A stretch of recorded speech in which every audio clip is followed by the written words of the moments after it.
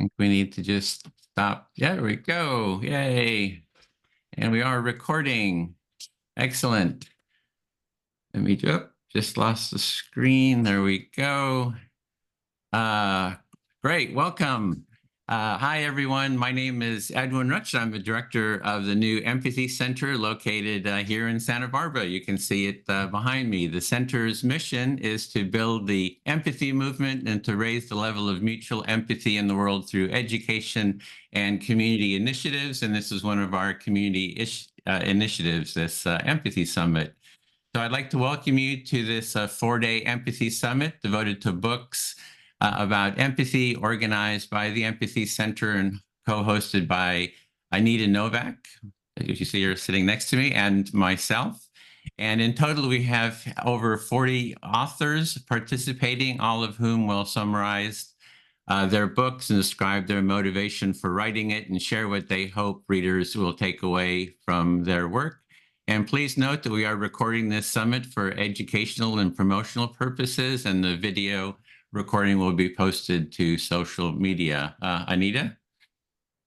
Thanks, Edwin. Good morning, everyone from Arctic cold Montreal, Canada. My name is Anita Nowak, and I'm so excited to be hosting this incredible 4-day summit with my friend Edwin. He and I go way, way back. We met at a conference 12 years ago in California and instantly bonded over our shared passion for empathy. Today, I teach at McGill University, and I'm the author of this book, Purposeful Empathy. I also host a podcast by the same name, which is dedicated to amplifying the voices of people from across the globe who understand that the world needs more empathy and are doing something about it.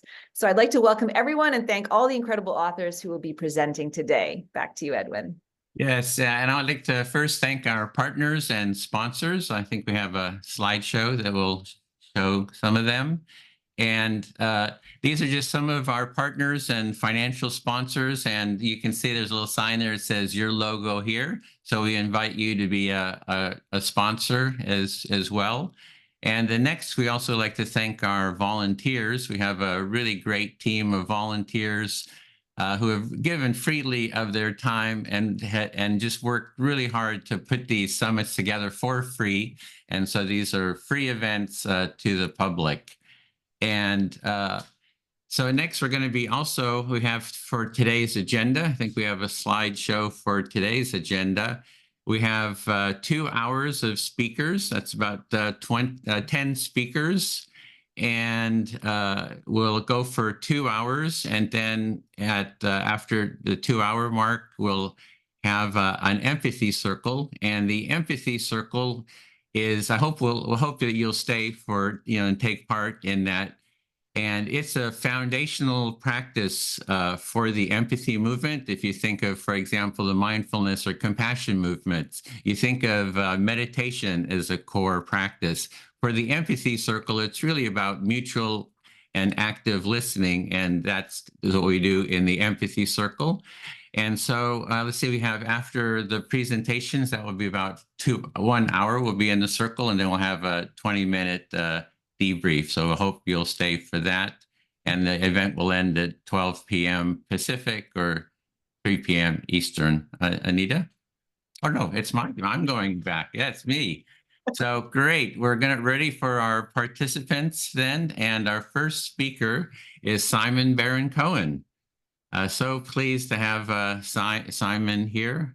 And Simon is a professor of development psychopathology and director of the Autism Research Center and a fellow at the Trinity College. And he is the author of 0 Degrees of Empathy, a New Theory of Human Cruelty and Kindness. He's been a long time, has studied empathy for quite a long time. So the floor is yours, Simon. Thank you for being here. Thank you very much. It's a great pleasure. And I'm going to try and share my slides. Let's put it onto full screen. Can you all see that okay? That's great. So yes. I'm speaking to you from Cambridge in England, and it's a pleasure to participate in this important summit. You can see the title of my book was 0 Degrees of Empathy. It's now about 10 years old, but I started studying empathy to try to understand human cruelty. And we don't really need many examples of human cruelty, but I'll just give you a couple. You know, this is Sergio de Simone, who was a 7-year-old boy who was in Auschwitz during the Holocaust, and he was taken to participate in an experiment by this doctor, Dr. Kurt Heismeyer. And the experiment was called the Neugamma experiment, where this doctor injected tuberculosis into 20 children as part of scientific medical experiment, just to see what would happen. And after his experiment, he murdered the children to hide the evidence. So the Holocaust is just one example of extremes of cruelty by humans, where other people, in this case a child, are treated as if they are mere objects without emotions. We can just point to one other example, which was a generation earlier, the Kishinev pogrom, where Jewish communities were attacked, children were killed, women were raped, ordinary communities were murdered. And it just raises a big question: what causes human cruelty? So in my book, I explore this idea of empathy and the erosion of empathy as a cause of human cruelty. We all have empathy, and as a scientist, I divide empathy into at least 2 components: cognitive empathy, which is the ability to recognize someone else's thoughts and feelings, and affective empathy, which is the drive to have an emotional response that's appropriate to someone else's thoughts and feelings. And what I'm going to argue, and what I do in my book, is to argue that it's particularly the latter. It's when we lose our affective empathy that we become capable of extremes of cruelty. The other important concept in my book is this idea that empathy lies on a bell curve in the population. So we all have it. Most of us are in the middle with average levels of empathy. Some people are above average. Maybe we'll come back to that. But some people are below average. And the book explores what are the social and biological factors that could cause somebody to be way down on the left of this distribution with low empathy. And, you know, historically, many people have pointed to social factors. So, for example, you know, the terrorists that flew the plane into the Twin Towers at 9/11 must have been in the grip of an ideology, a belief system that they were doing the right thing.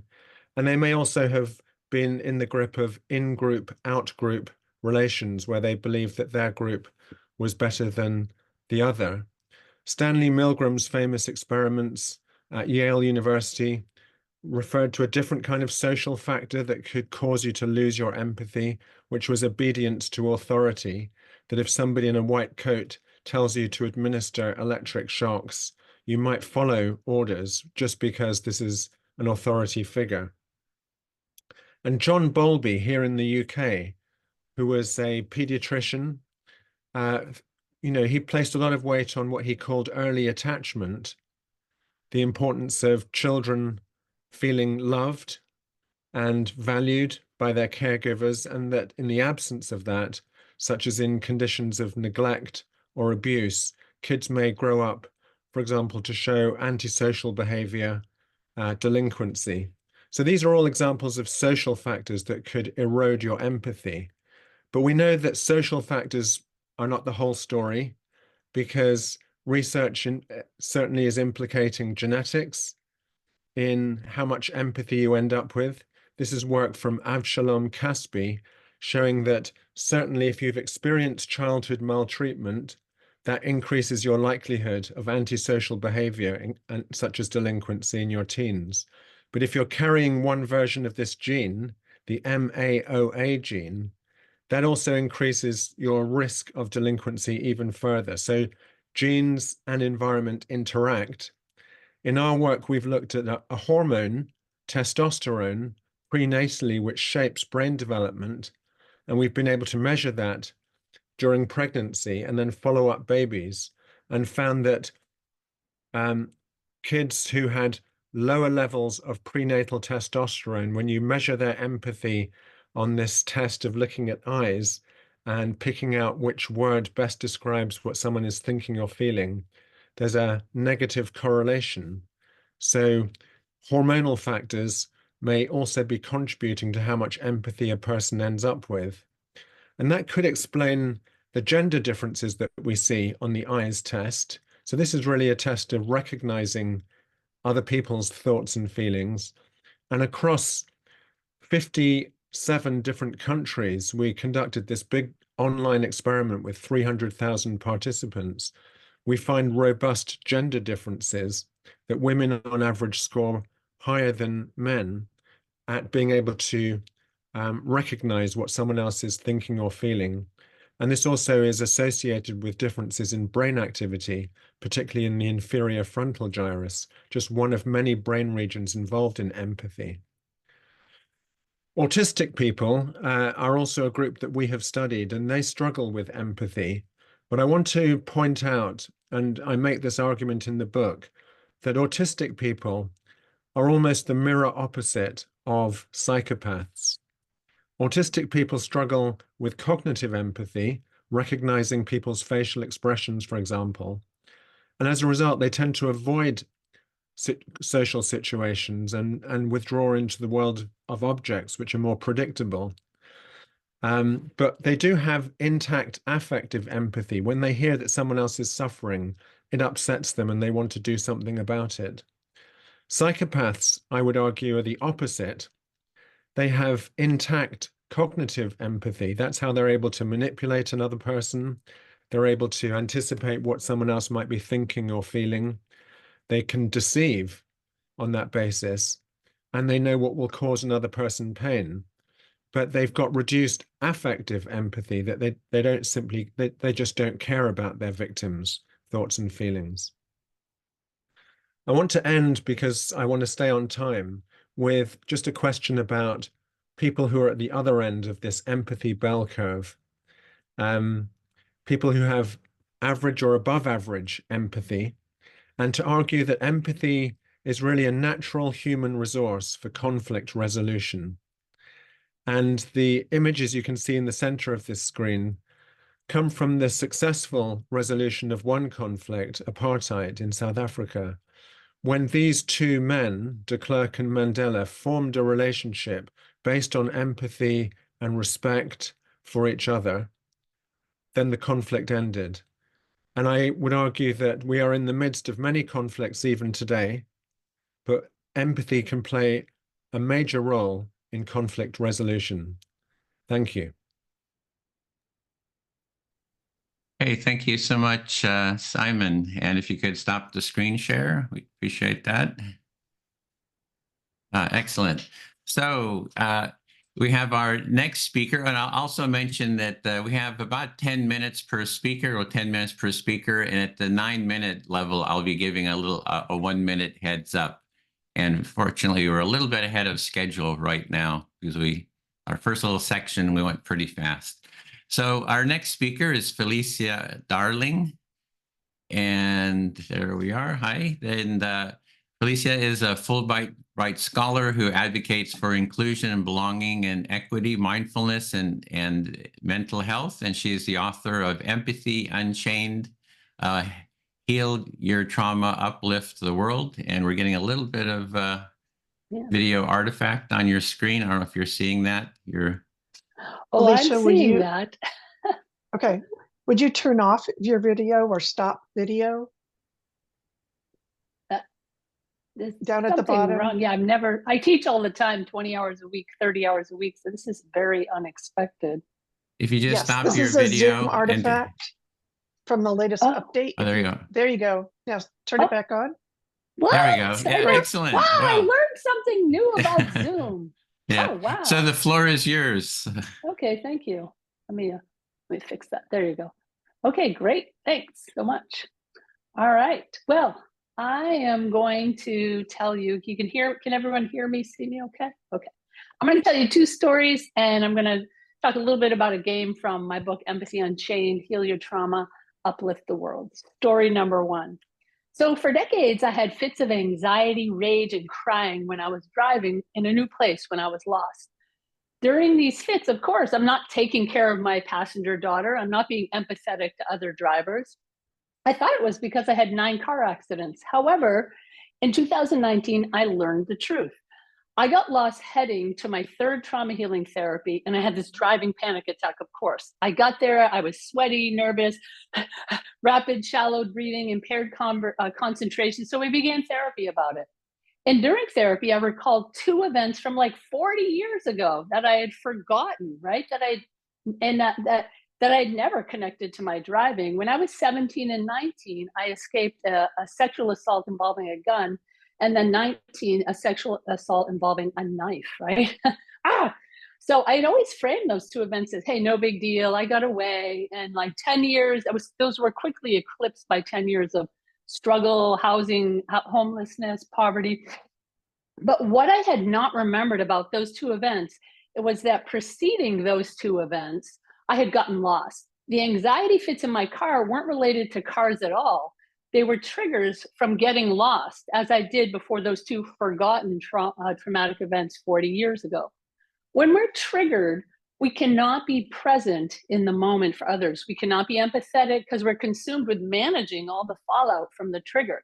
Instead, we engage in reactive thoughts and behaviors that include hating, blaming, criticizing, pretending it's not happening, freezing, fixating, panicking, withdrawing, self-medicating. This one therapy session resolved trauma from 2 attempted armed sexual assaults and actually cured my diagnosed fibromyalgia. Healing this wound freed up emotional and physical bandwidth to pursue my work in the world, because afterwards I spent a lot less time freaking out while driving and a lot less time managing the constellation of symptoms related to fibromyalgia, pain, depression, brain fog, sleep disorder.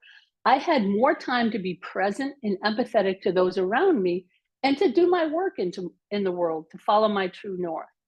So in a study of almost, Simon probably knows this, in a study of almost 70,000 adults across 24 countries and 6 continents, over 70% of respondents reported experiencing trauma. 70% of almost 8 billion people in the world today is about 6 billion people walking around hurt from trauma.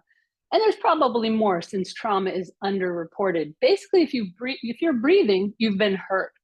It can look like being picked on for being skinny when you were 10, or being betrayed by your first lover. It can be from a high school teacher accusing you of lying when you wrote a paper about witnessing your friend's suicide. It can be from navigating a workplace that discriminates against people who look like you and you have no ally. It can come from the chronic stress of poverty or surviving a life-threatening illness without adequate emotional support. It can be from emotional or physical neglect or abuse as a child. And sadly, of course, those who experience developmental trauma in childhood are more likely to have experienced traumatic events as an adult. My book offers real solutions, right? Empathy Unchained, Heal Your Trauma, Uplift the World, and also my DEIA conversation deck lies at the intersection of self-help and social justice. It's not the book is not a memoir, because I'm an ethnographer, right? I wrote the book to help people be more empathetic and present by offering practical ideas to heal their past hurts. Documenting my own and others' journeys to heal trauma adds a human face to the science behind books like Waking the Tiger, Healing Trauma, The Body Keeps Score, and Fred Luskin's Forgive for Good. If we untether ourselves from past hurts, we free up bandwidth to be more present, more empathetic to people around us, to follow our true north, and to do our work in the world as everyday empathy heroes, as I mentioned in my book. Okay, story 2. Story 2 is about a tool I learned in psychotherapy. I was doing EMDR, eye movement desensitization, reprocessing therapy, and somatic experiencing. I call this tool, Buckle Up, We're Going for a Ride. Buckle Up is a powerful cognitive reframing activity where we shift from constantly fighting against our anxiety to leaning in and embracing it. I use a modified version of this that I developed to support my students with math anxiety in my classes at the Santa Rosa Junior College and UC Berkeley. I noticed someone was from Berkeley here. Marlene, a first-year community college student, and we worked together for 3 months to help her develop a growth mindset about her ability in math. She was getting better grades and had a much more positive academic mindset in algebra, but she still struggled on tests. During her second math course with me, she said, I know the material, I studied hard, but I'm terrified that when I get to the test, I will not do well. And she began to cry. Of course, I asked her, it happens a lot with first entry students at community college. I asked her, I said, do you have a traumatic experience in the past with taking math tests? And she's crying, yes. So I explained buckle up to her. I said, put your anxiety in the passenger seat. Give it a juice box, a reassuring pat on the shoulder, and tell it it's okay. But explain to it that you are driving the car. You are the one taking the test. Your math anxiety can sit there comfortably, safely in the passenger seat, but you are taking the test. You are driving the car. Later, she told me it works. I'm going to share with you just a little picture from my book, I hope. Yeah, I'm going to do it as quick as I possibly can. Share, share, share. Here we go. Got it. Okay, so here's a picture from my book because this activity works so well for me that I work my therapist to not just just buckle up my anxiety, but to buckle up my rage. Guess which one's the rage?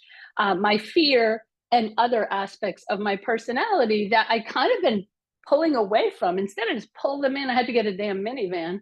But here's all these things that we frequently run away from that in this case, I pulled in towards me. And that's just one strategy of like 100 in the book, Empathy Unchained. Okay, for the 2 stories in one game. This is a game that I call Everyday Empathy Hero Game, and we can all play. It's in the book. Okay, so you're gonna name an adjective, a small imperfection you accept and love about yourself. Could be too fast, hammer-toed, big-nosed, hairy, reluctant, loud. This is clearly me. But you can pick something about you. Maybe, I don't know, pick a small imperfection, an adjective. Okay, that's the first word of your empathy hero name. And keep in mind that empathy heroes are people who do big things and small things to make the world better. Things like create an empathy center, or put on empathy summits, or write empathy books, or even like a whole bunch of small things. Their whole life is a whole bunch of small things, like letting the person in line go first because they look like they need it that day. Okay, so in empathy, everyday empathy heroes are interviewed in my book, and they follow their true north, right, to do their work in the world. Okay, so an adjective, a small imperfection. Secondly, a quality which you'd like to see more in the world. Peace, love, justice, joy, equity, inclusion, empathy, creativity. And the third part of your name is a hero archetype. An agent, avenger, hero, expert, bodhisattva, leader, adventurer. And so go ahead, if you want to, go ahead and write your today's everyday empathy hero name in chat if you'd like. Mine came up with today, I hate to say it, but it's Grumpy Inclusion Rebel. That's my name today. I also came up with Grumpy Peace Warrior. I was like, yeah, either way, but I noticed Grumpy came up a bit. Anyway, go ahead and add that to chat. And I'd love to see what people come up with for their empathy hero name. I don't see any. Maybe people can't write in there. Oh, here we go. Failure expert adventurer. Wow, that's a good one. Thank you. Well, we got one in there. Come on, I think I have time to wait for someone else to come up with a small imperfection. Maybe that's the hard part. Impatient compassion agent, hair on chin, serenity, bodhisattva. Thank you, Ruth. Love that one. Yeah, so this is just a way to kind of soften who we are. Imperfect people change the world all the time. We're imperfect, but we still want things. Tired love adventurer, weird joy adventurer leader. I love that. Thank you so much for playing along with the game. Judgy kind dragon. Oh, I like that. Here's my books there. My book's coming out February 27th. That's a QRC code for my website. Unsure Patient Dalai Lama. Stardust Distributor. Oh, I like that. Oh, nice cover. Thank you. That's not one. Okay, I'm going to go ahead and stop sharing and give it back to Edwin and Anita. There we go. Okay, thank you so much, Felicia. We have our next speaker, and that is Peter Sear. And Peter is a psychologist and empathy advocate, and he is the author of Empathic Leadership, Lessons from Elite Sports. I don't know if you have a copy of the book to wave there, handy. There it is. Got to plug that book. So the floor is yours, Peter. Thank you very much, Edwin. How you doing? All right. Real pleasure to be here. It's a magnificent event for you to organise. Thanks to you and Anita. So what's my book about? My book's about empathy in the highly competitive environment of elite sport. My assumption was that if empathy offers an advantage in elite sport, it will offer an advantage anywhere because it's one of the most competitive environments you can find. It's based on my own PhD research. I looked at how, when and why empathy is valued by leaders in elite sport working at the top of the industry. I worked with 20 different teams, mostly at international level, so the top level of elite sport, interviewing head coaches from 11 different nations in 9 different team sports. And I found that empathy has become more valued over the last couple of decades, and that there's been a big change in the way head coaches lead teams. In that a couple of decades ago, it was a more autocratic, dictatorial style. And now there's a more empathic sort of style to leadership. And the people that I interviewed working at the top end of sport fell into 2 categories. So there was the experienced coach who felt that they had to become more empathic to stay with the game and to remain competitive.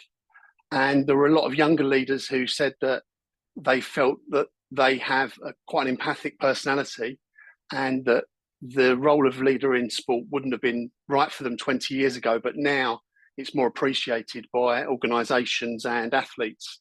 So the sort of time is right for them to do their work. So how's this expressed? The head coaches of teams now work on a very much more athlete-centred approach. The leader doesn't consider themselves the most important person in the room. They value the input of athletes, and they like to get to know athletes. Empathic communication is a big part of their leadership. They consider the modes of communication, the timing of communication, and how that affects the perspective of athletes. They like to engage in far closer relationships with athletes to get to know, understand the motives, the strengths and weaknesses, the concerns, anything that affects the performance of the athlete, so that they can allocate tasks appropriately, recognise potential, and understand the real human being behind the athlete. They like to work in safer climates, so they value the climate in which the athlete is working in. And safe climate, as we know, encourages creativity. So athletes who work in a safer climate are more likely to offer their own ideas and not be scared to do so. So that encourages a more creative feel to the whole environment. The development of teams, of empathy in teams, is also something that these leaders are focusing on now. So they're looking at inter-athlete empathy. So athletes understanding each other more, getting to know the backgrounds. The world of sport is typically full of teams with athletes from a variety of demographics. And it's important that athletes understand where each has come from and the struggles they've had to get to where they are in sport, and the motivations that they have, and the way they like to be spoken to during competition, etc. It just brings a more cohesive unit to the organisation or the group. Why did I write the book? I've often been frustrated about how the academic world and what I'd refer to as the real world are often too far apart. So a lot of research seems to just remain in academia and not be utilised by the people that would have most to gain from it. So I wanted to write something that was accessible for those people to read. So not something that was written in an academic style like my PhD thesis, but something that was written in the language of leaders today and leaders in sport in particular. So where possible, I've actually incorporated the language or the actual words and phrases of the coaches that I interviewed within the text. So hopefully that makes it a more accessible and enjoyable read for any sort of head coaches in sport who want to develop a more empathic style. And the other reason I wrote it is because I just want to improve people's lives. You know, as a psychologist, I think that's what we're here to do, isn't it? It's to do anything we can that makes people's world better for them, you know, like, so that they're places where their well-being is protected, where they can fulfill their own potential. Why did I choose this subject?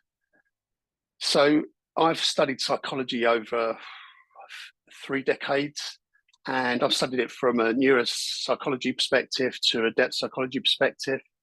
And I've always interested in why people behave the way they do, why they do certain things, and in particular, emotions as drivers or limiters of behavior. And so I thought that empathy encompasses that, because it's the understanding of other people's worlds, other people's emotions, and that allows people to forecast behaviors. So the better we know people, the more we can predict what they will do in certain situations. And I saw this as invaluable to a leader.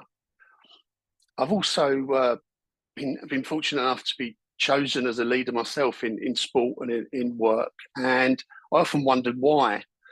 And I think it's because I was somebody who's probably very curious about other people and always interacting with everybody across a group, rather than staying within a certain group within a group, if you know what I mean.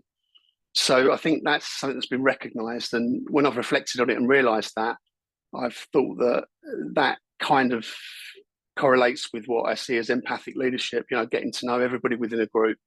And if that's something that's been valued in me, why isn't it being valued in all leaders? The other thing that I saw a lot growing up was that I was with a professional football club when I was a teenager, and I saw a lot of really talented footballers not get retained by the club, and wondered why this was. And I saw a lot of people who were retained, probably with not as much ability. And I think it was often because the people weren't taking the time to understand athletes, to get to know them, and get to know why they might not have been feeling comfortable enough to display those talents or skills. And they were just going for the people that just did what they said and played the game as it was then.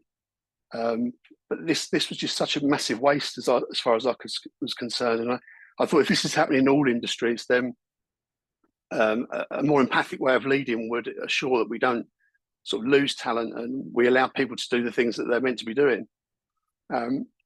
Another thing that is often associated with successful sport leaders, they often get labelled great man managers. And this phrase man management was something that I've always sort of caught my attention in sport. And I think it's correlates with what the empathic leader is. A man manager is someone who knows how to talk to each individual and doesn't have a set way of being in the presence of all of their athletes. And so if these man managers were sort of famous in sport for being successful, why wasn't that style of leadership being developed and focused on? So that was another reason. Lastly, I've always hated very sort of corporate environments with hard hierarchies and where no input from people who are being led is allowed. And it's always been a strange thing for me that these environments that are created like that within corporations are just places where people hate to be. And it's really unlikely that anyone's going to do their best work in an environment that they hate being in. So again, it just seemed a crazy thing. And I thought, if I can prove that empathy offers advantages in competitive environments, then more people will take it up. And it will spread that way of leading and hopefully improve people's experiences in the workplace. What do I hope readers will take away from this book? I've already had coaches in sport contact me and say that they have appreciated the book because it's filled gaps in their development.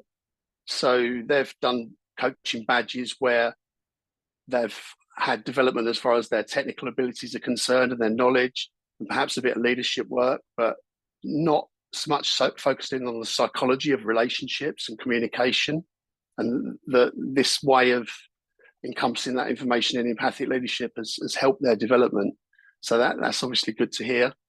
I've also had athletes tell me that they've read the book and it's helped them decide that they want to become leaders in sport, because they see themselves as that sort of person that understands other people, and when they've read the book and realised that it's being valued now in sport, and it gives them an opportunity to follow that pathway. Leaders from other industries, I hope, will gain something from this. I think sport's a very transparent and familiar industry to most people. We often all know sort of the characters involved or the organisations involved. So hopefully this book is accessible to people across industries, and some of the practices, behaviours and personalities that I talk about within it will be helpful whatever industry you're in. So hopefully it can do some good for everybody and improve people's lives. If we're in workplaces that are led by empathic leaders, we should all be appreciated and recognised for who we are, and allowed to sort of maximise our potential and become the best we can be within that industry. So now I'm helping people in sport and across other industries as well with leadership in developing their empathic style of leadership. So if there's anybody there out there listening who wants help with that, please contact me. And anyone else, buy the book, and I hope it helps. Okay, thank you so much, Peter. Good to see you again. And you, Edwin. And well, we have our next speaker, which I do not see on, is Mark here? And let me check. Okay, in that case, Anita, do you feel ready to step in to present? Or should we ask someone else? You're ready? Or you're muted, Anita? Is the next person there? Mark is not here, so we Could have... ask them, maybe with the gift of time, we could ask if there are any questions for Peter. Or we could go to our next, go to another speaker. Lori Gruen, are you there? Would you be willing to step in? If you see Lori Gruen, unmute. Unmute. I'm unmuted. Yes, I'm happy Okay. to. Okay, great. Then we have our Is that next right? speaker, Lori Gruen. If we bring her up, I think. Excellent. That works for you. Hello. Hi, so let me do an intro. Thanks for jumping in. We had so Lori Gruen is 1 second. I think Peter may be here. So Peter, it was Mark. oh, it's Mark. Okay. Yeah, it's so Mark. he didn't show up. So so anyway, Lori is a William Griffin Professor of Psychology or Philosophy at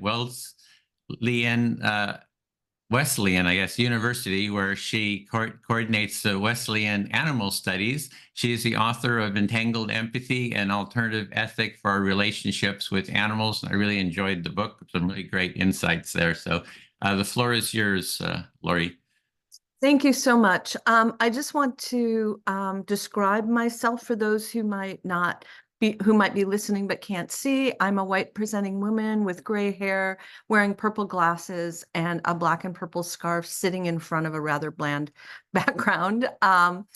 As Ed just said, I'm a philosopher, and I have been involved in the growing field of animal studies, which is an interdisciplinary area of studies that really focuses on human relationships with other animals. And in the area of animal ethics, which is in the part of philosophical investigation that I'm engaged in, there's been, and animal ethics is also a part of animal studies, there's been a dominant trend that starts with the idea that the capacities that make us matter from an ethical or moral point of view, and that are valuable to us, are the kinds of capacities that generate interest, concern, and care for other animals. So there's this idea that we have to extend our boundaries of moral concern beyond the human,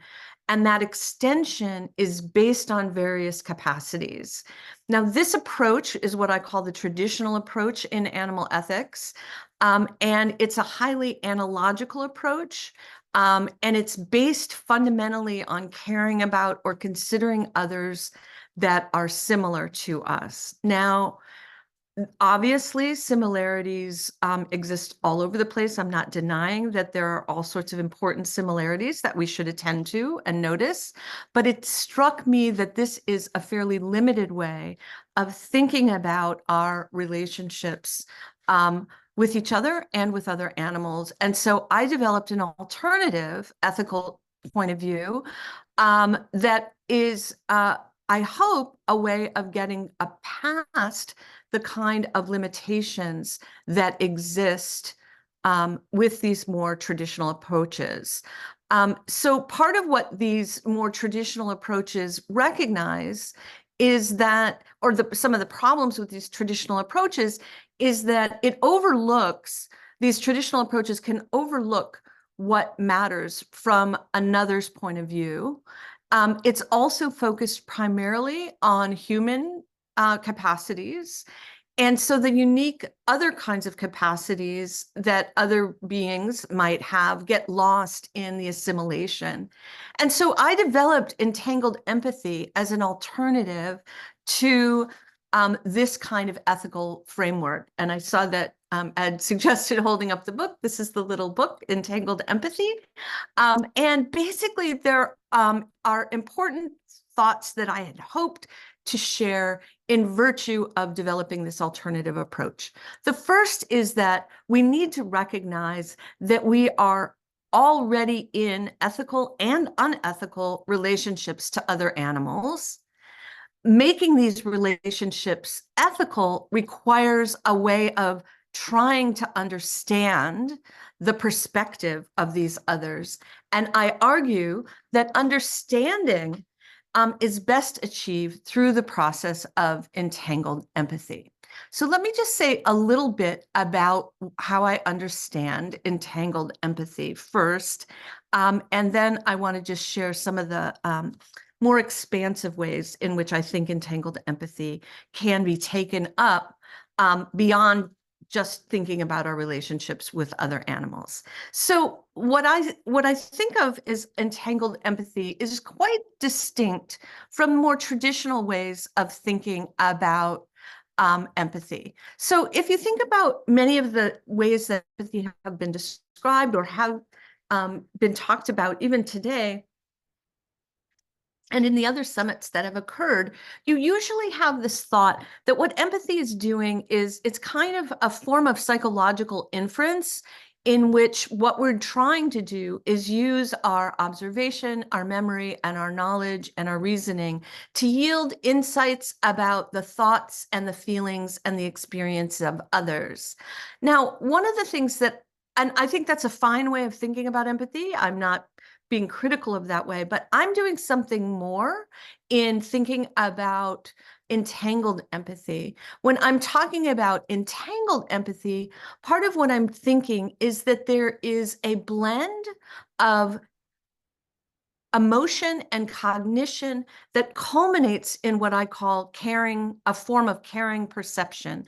And that form of caring perception is another way of thinking about entangled empathy. Now, a couple of features of entangled empathy that I want to highlight are that in entangled empathy, it's absolutely crucial that there be a distinction between the self and the other. And it's important in thinking about that distinction, not because we want to make the other a particularly to any value differential there. It's simply that there needs to be a point of view from which one is empathizing and someone with whom one is empathizing, so that we're not simply projecting our own view onto the other. This is something that I think is really important and is, to some extent, I don't want to generalize here, but I think that many people believe that empathy can often bring us into a one self or a whole self, bring us together in that way. And I think it's important not to, at least not to start there, because fundamentally we are in very different positions based on gender, gender expression, sexual orientation, race, class, and species. So these differences are, I believe, important and valuable to recognize and honor, rather than trying to reduce everybody to the same sort of container that has various sort of similarities. Fundamentally, what's at stake for my thinking about entangled empathy is that we're trying to enhance well-being, and we're trying to enhance well-being both our own well-being when that's possible, but also the well-being of those with whom we're empathizing. And as I said, this is a really important way of thinking about animals, but it goes beyond animals. Now, what does it take? What are the steps? What are the tools? What are the sort of upshot of trying to engage in and cultivate entangled empathetic perceptions? Well, one of the things that I think is absolutely crucial, and an insight that I bring out in the book, is that we really need to develop our perspective-taking skills by focusing on the particular concerns, vulnerabilities, sympathies, likes, dislikes, fears, hopes, dreams of the other, those very particular ones. So part of why I said earlier that I didn't want to be generalizing is I think that we're stuck generalizing all the time, but ultimately I think generalization is a block to entangled empathetic engagement.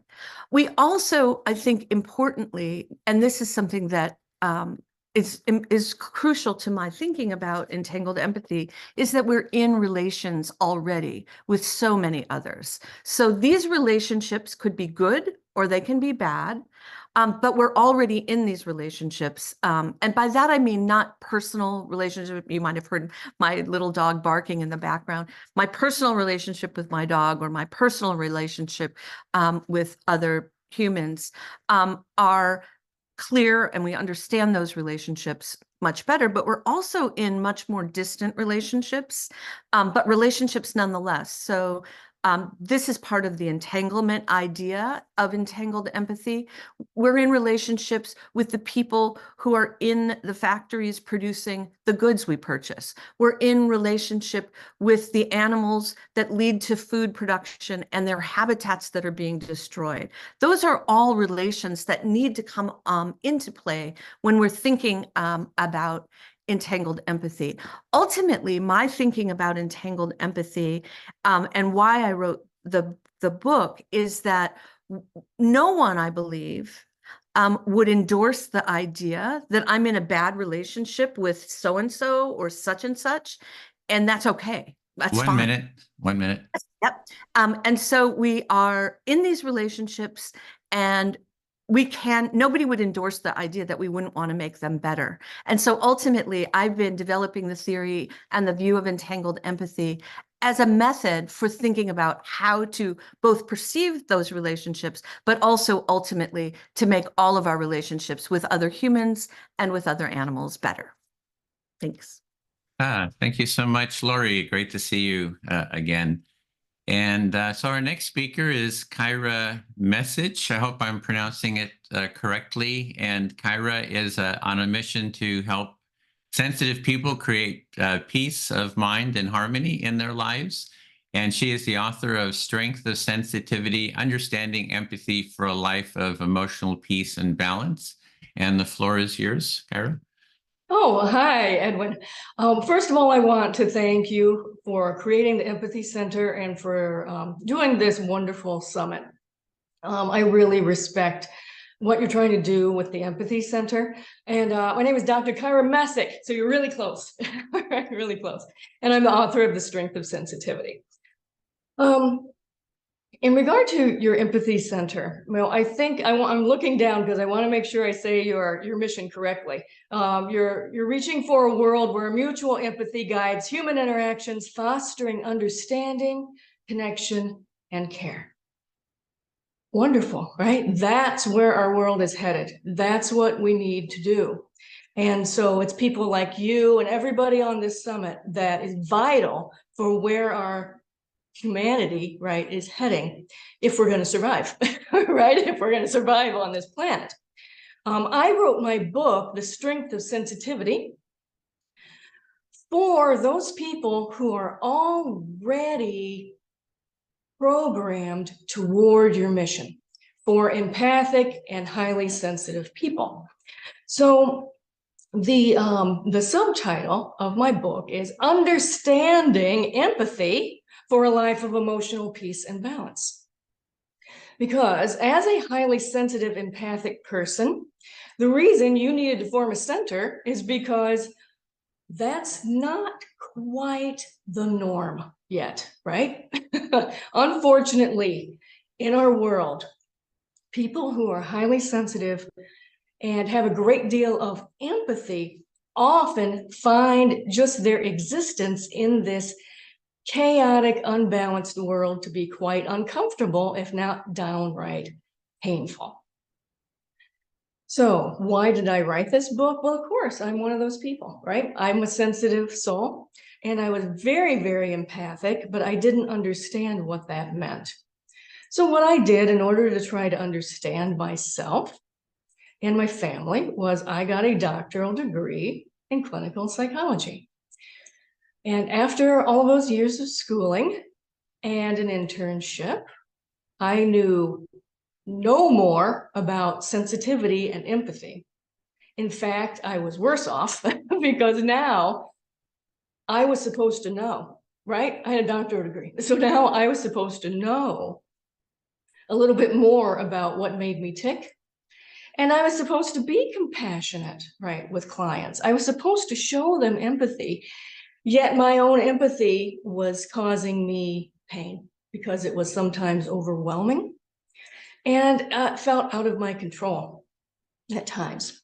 Highly sensitive people, empathic people in our society, when they live from the mind and when they're surrounded by a lot of unbalance and unhappiness, sensitive people tend to be very prone to anxiety, depression, extremely low self-esteem,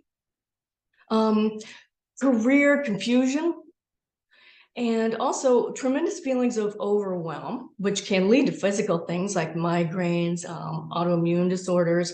But those are the type of people who will say, oh, I can't go to the mall today. No way. There's too many people. I'm going to get overwhelmed and completely sucked dry.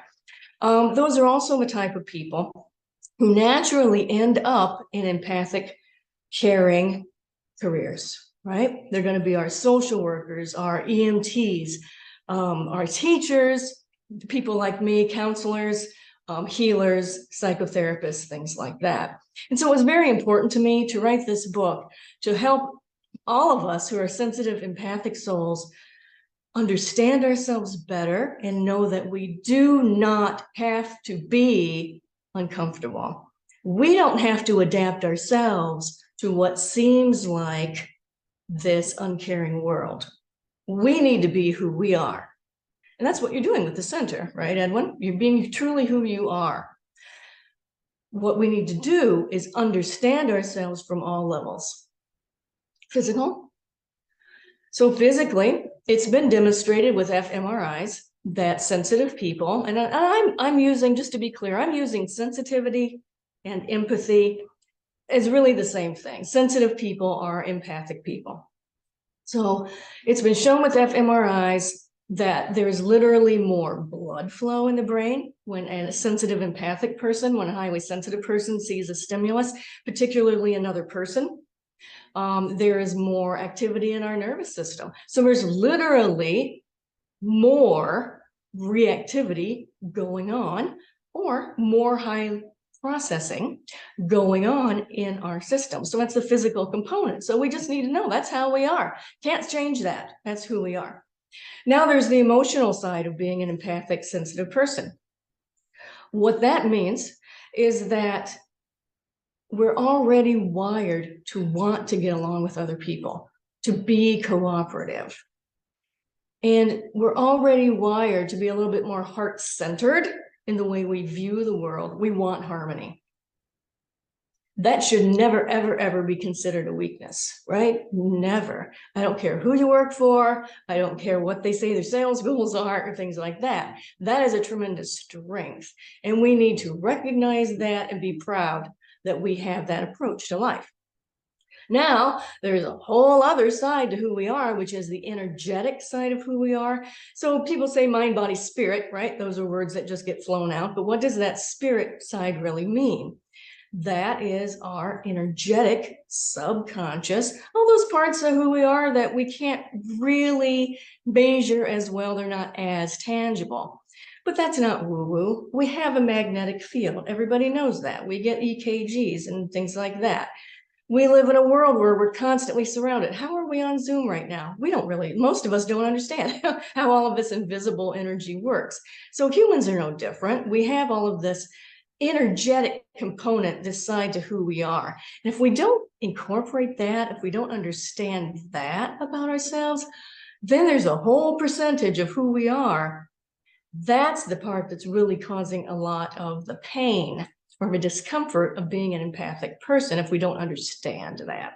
So what I help people understand is that you need to acknowledge all sides of who you are. And so some type of meditation practice, right? Some type of going within to truly honor who you are. Let me step back 1 second and say, like, for example, empathic people truly care about other people. Empathic people are terrible about caring for themselves.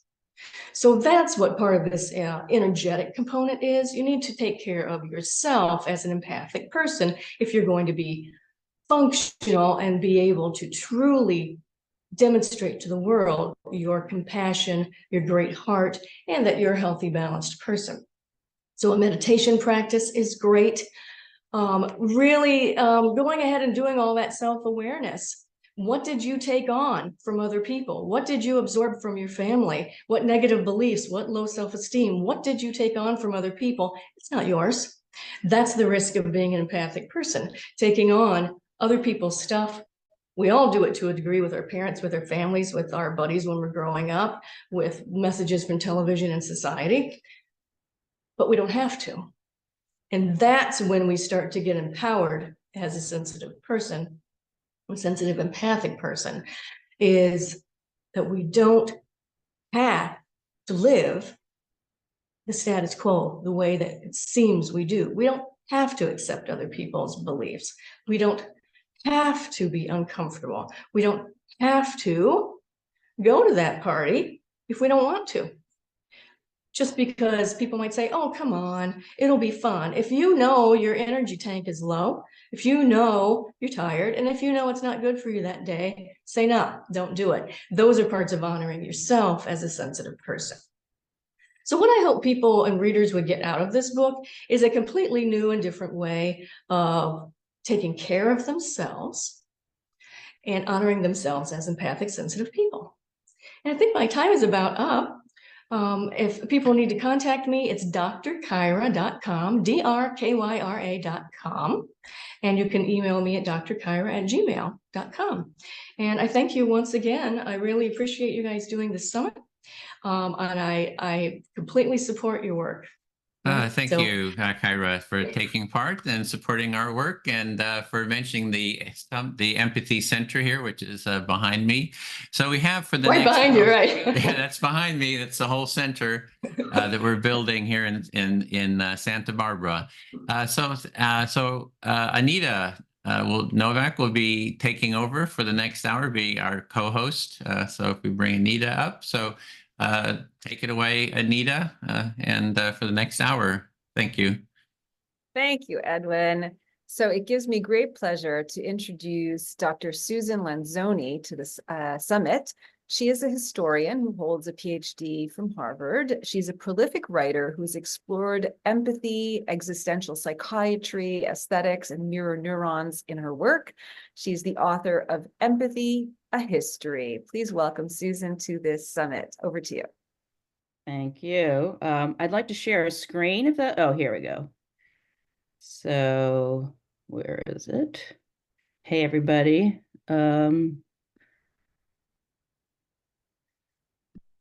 You can hear me, right? I unmuted. Yep, we hear you. Yep, see it. Great. And you can see it. Okay, thanks, everybody. Thanks, Anita. Thanks, Edwin. This is a great forum. Really happy to be here, support the Empathy Center. My book is a history, Empathy, a History. I came to it, while I was doing my historical research, trying to figure out the origins of the word empathy and what it meant in the original German and how it was translated and then came to be understood in American psychology, art, and social sciences. So really briefly, this is how I structured my book. You get a sense for the early understanding of empathy as an aesthetic concept. And funny enough, which really surprised me, this early empathy is about projecting yourself into forms of art, into sculpture, into even nature. So it's kind of a very different idea of empathy than we're used to today. So I looked into that. Then I looked into kind of how social scientists picked up empathy, try to think of it as a way to understand another and to sort of see how accurate this could be. Could we really get what another person was thinking, feeling, experiencing? And then my last section talks about popular empathy, because empathy was not a term in the English dictionary until like 1943. So it was new after World War II. And in my book, I talk about how after World War II, there's such a crisis in terms of, the horrors of the atom bomb, genocide. Social scientists were like, look, we really have to understand how to get along. So you see a surge of empathy research, you see it entering popular culture. So I'm just going to show you a few images to get you some of the highlights really quick. So again, empathy is a translation of this German term on the screen, Einfühlung. And in its original meaning, it was about projecting oneself, often feeling and movement, into another or into an object. So I was just fascinated that this early meaning had shifted. I think, we can think about projection and how the self is used in empathy. And I think it's still kind of a question, like how much we project, how much we understand the other. Here is one of the original Vernon Lee. She was a theorist of empathy. And again, she talked about how we participate in the life of the object, talking about feeling into mountains, feeling mountains rise. So these were some of the early theorists. She was writing, in the late 19th century, early 20th century. So there was actually studies done in the 1920s on how lines we might project feeling into lines. So are these lines happy, energetic, the ones moving up or moving down? And so some of these theories were tested out in the lab. Is this a projection, or do these lines inherently kind of have these feelings? And then even in modern dance, which was new at the beginning of the 20th century, there were a number of theorists that talked about empathy and empathy theories as the way we, understood these abstract movements on the stage. In fact, empathy was so physical and so much of the body, which again, I think is only now coming back to the concept of empathy, that you could have in this 1939 textbook, this caption, empathy, and it's basically the trainer raising his leg when the pole vaulter is going over the pole, or not jumping over the pole. So again, there's a physicality to empathy that I think to some degree is not as strong as it once was. So after World War II, or in that period, I argue, and there's a lot of empathy research beginning in the social sciences and social psychology. So you see some of the first studies done. And this woman, she was only 24 and writing her dissertation, and she did some of the first empathy studies. And she, interestingly, I have her 1952 definition here, now is about imaginative and accurate transposing. So here we have this idea of empathy isn't just feeling into form, into nature, but now it's like, can we get it right? Can we really understand what someone else is feeling or predicting? And this launched a lot of different studies in the 50s and 60s, empathy tests. This is one of the early ones, which might seem kind of amusing in retrospect. So these were given to non-office factory workers. And basically you had to say, what kind of music does a non-office factory worker like? What kind of magazine does they like? So it was a matter of getting in the mindset of this group of people. That was called empathy back in the 50s. Of course, Rogers is a huge figure in counseling psychology, clinical psychology, and he does really put empathy center stage in therapy. But I show how he really draws on all these women social workers for a lot of his ideas. And they were doing these kinds of listening without judging, mirroring practices that he picked up. And then he himself became, of course, very influential to ministerial, pastoral psychology, pastoral counselors, and other psychologists. And he always talked about this as if quality, which I think is very interesting. We enter someone else's experience as if it were our own, but it is never our own. So that kind of speaks to this idea of like, there's always the self-other difference that we have to kind of respect in empathy. I think one of the other speakers mentioned that.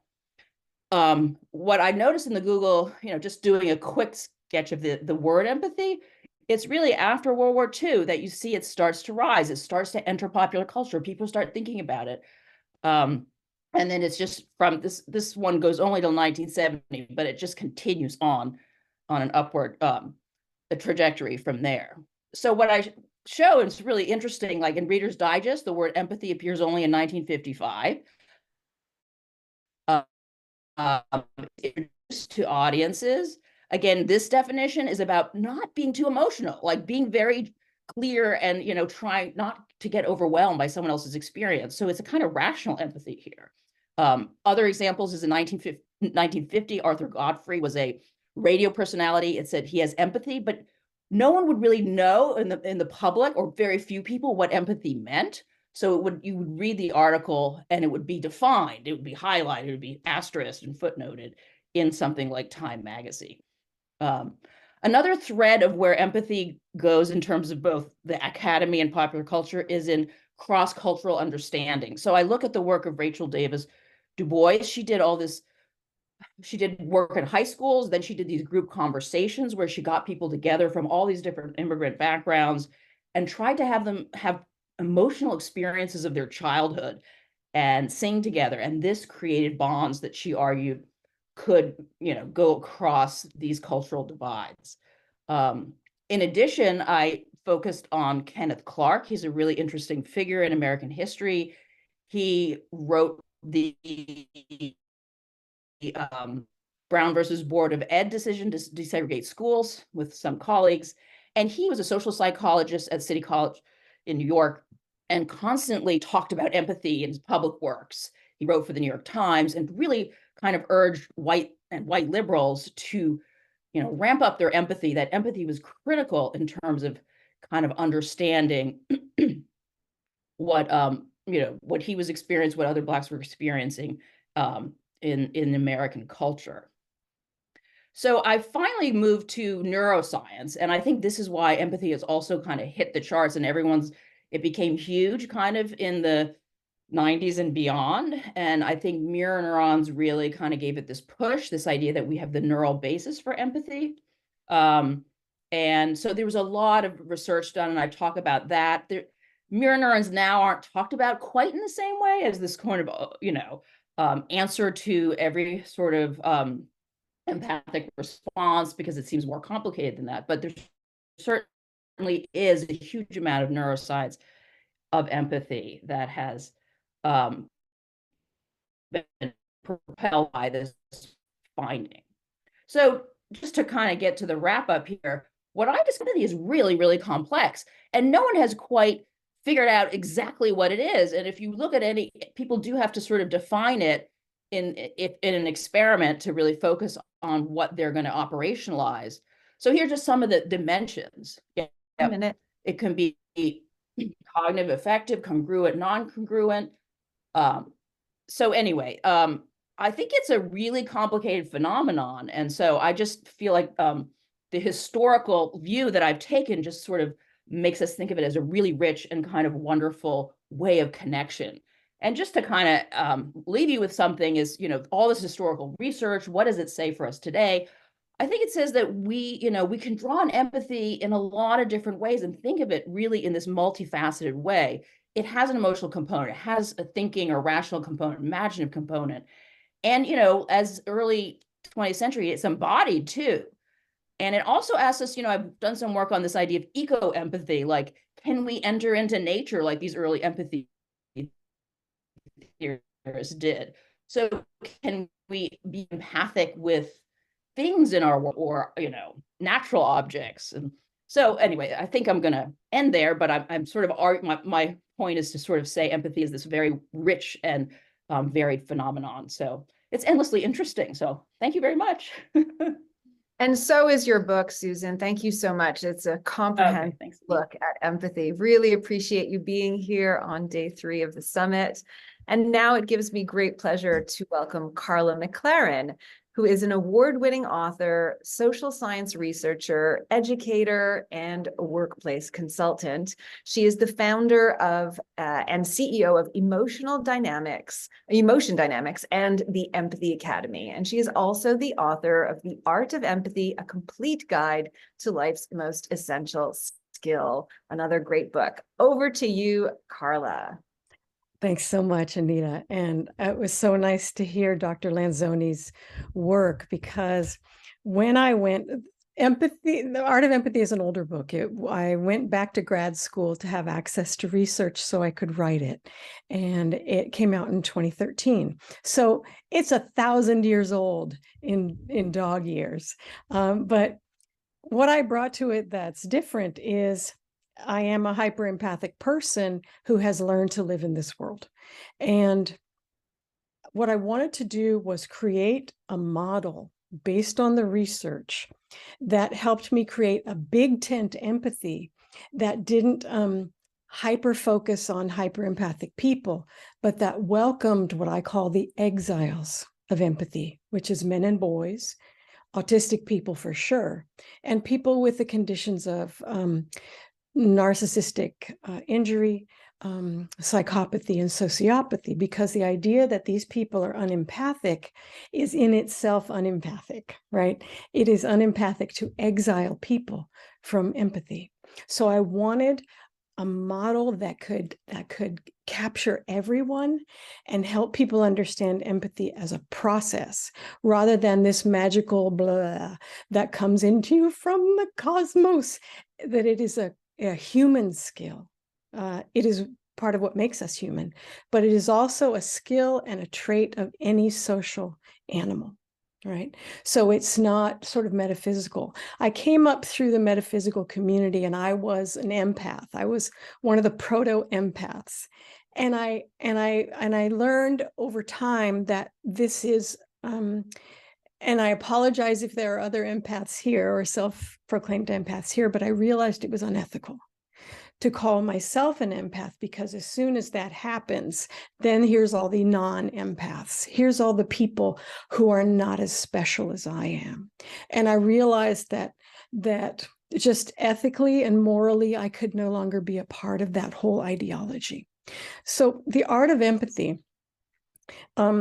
I started looking into, where is this word empathy from? I thought it came from the Latin. I thought it came in with sympathy and, apathy and antipathy. But no, it came in from the German language, and Dr. Lanzoni talked about it, from the concept of Einfühlung, which is a group of German artists trying to figure out, how do I, Gustav Klimt, put paint on a dead piece of canvas in the 1890s? And how does Karla, long after I'm dead, bring what I had meant to convey into her body? What in the heck is happening in Einfühlung? And that's where the word empathy came from. It came into the English language in 1908. So it is a fairly new concept. And when I understood Einfühlung, then I I could welcome everyone in. I could welcome my autistic friends who are so hyper empathic that they are overwhelmed by everything that's coming in. And a part of autism is sometimes having trouble organizing it. So any of us has had the experience of being so overwhelmed by what's coming in that you just need to shut down. And a lot of the behaviors that we see that are called unempathic are actually most often a hyper-empathic person with no skills and no grounding underneath them in burnout. So this large empathy tent is what I focused on. I also focused on how to create what I call an empathic terrarium for people who are hyper-empathic or hypo-empathic. How do you create a life around yourself and skills beneath you so that you are not sort of laying on a couch with a cool cloth over your head for the rest of your life? What I want is empathic people to go out as if they're playing a game of Red Rover and throw themselves at the world, not throw themselves away, as if someone's continually calling them over. If I were going to rewrite this book, I would call it Empathic Badassery, because we need empathic people out there, but if they have no skills and no grounding and no terrarium and no understanding of what's happening with their empathy, they're just going to burn out. And who needs that? No, none of us need that. So I wanted to show you my model quickly. I've got 4 minutes and I'm going to share my screen. This is my 6 essential aspects of empathy model. And it starts here at emotion contagion and goes to perceptive engagement. But I love this idea that you need to tune them. You need to understand what's happening when you are empathizing and what's happening when you're over empathizing and when you're under empathizing. So emotion contagion is first because empathy is first and foremost an emotional skill. You have to understand that there is an emotion or a situation that is calling to you. That's first. If you miss that, and if you don't realize something's happening, your empathy will sort of end right there because you're not even on the same page. The second is empathic accuracy, and that means you know what's going on. In terms of emotion, you know what emotion it is, what that emotion does, and how that emotion works. The third is emotion regulation. You need to know how to regulate your emotions. A lot of people, when they come to me for dealing with hyperempathy, they say, how can I stop feeling the emotions of others? And my question is, why do you want to stop feeling emotions? They are essential to our cognition, essential to our social awareness. They help us make meaning. They are the tools of empathy. And so learning how to work with emotions and understand them is a key. If you can't regulate emotions, you're probably going to stop right there. The next is perspective taking. Your capacity to understand, this is me, this is you. I'm feeling a bit of sadness, maybe some happiness. You are feeling depression. We are different people, but I can take your perspective because I know what those emotions are. I've lived in this world. The fifth is concern for others. You have to care. And when people call someone unempathic, it is this concern for others and this perspective taking areas that they're calling out. So there are exercises and skills and practices for each one of these so that you can either increase or decrease each of the 5 aspects of empathy that lead to perceptive engagement. Each of these can happen in a split second, and each of these can stop and make it so that you cannot function empathically. You cannot engage perceptively because these other building blocks of full-scale empathy have not kicked in for whatever reason. It's not that you're broken, it's that you don't understand the model and you don't have the support you need to function as a highly empathic person. Yeah. So that is my contribution to empathy in this world. And I would hope that we can go forward with empathic badassery and and understand that empathy is a human skill. It's a skill that many animals have, and there's nothing special about it. If we treat it as special, we may lose our way. Thank you. Well, thank you so much, Karla. I think Empathy Badassery is a very, very good name. I see people cheering in the background. That's funny. Oh, thank you so much for being here. Well, now it gives me great pleasure to introduce myself.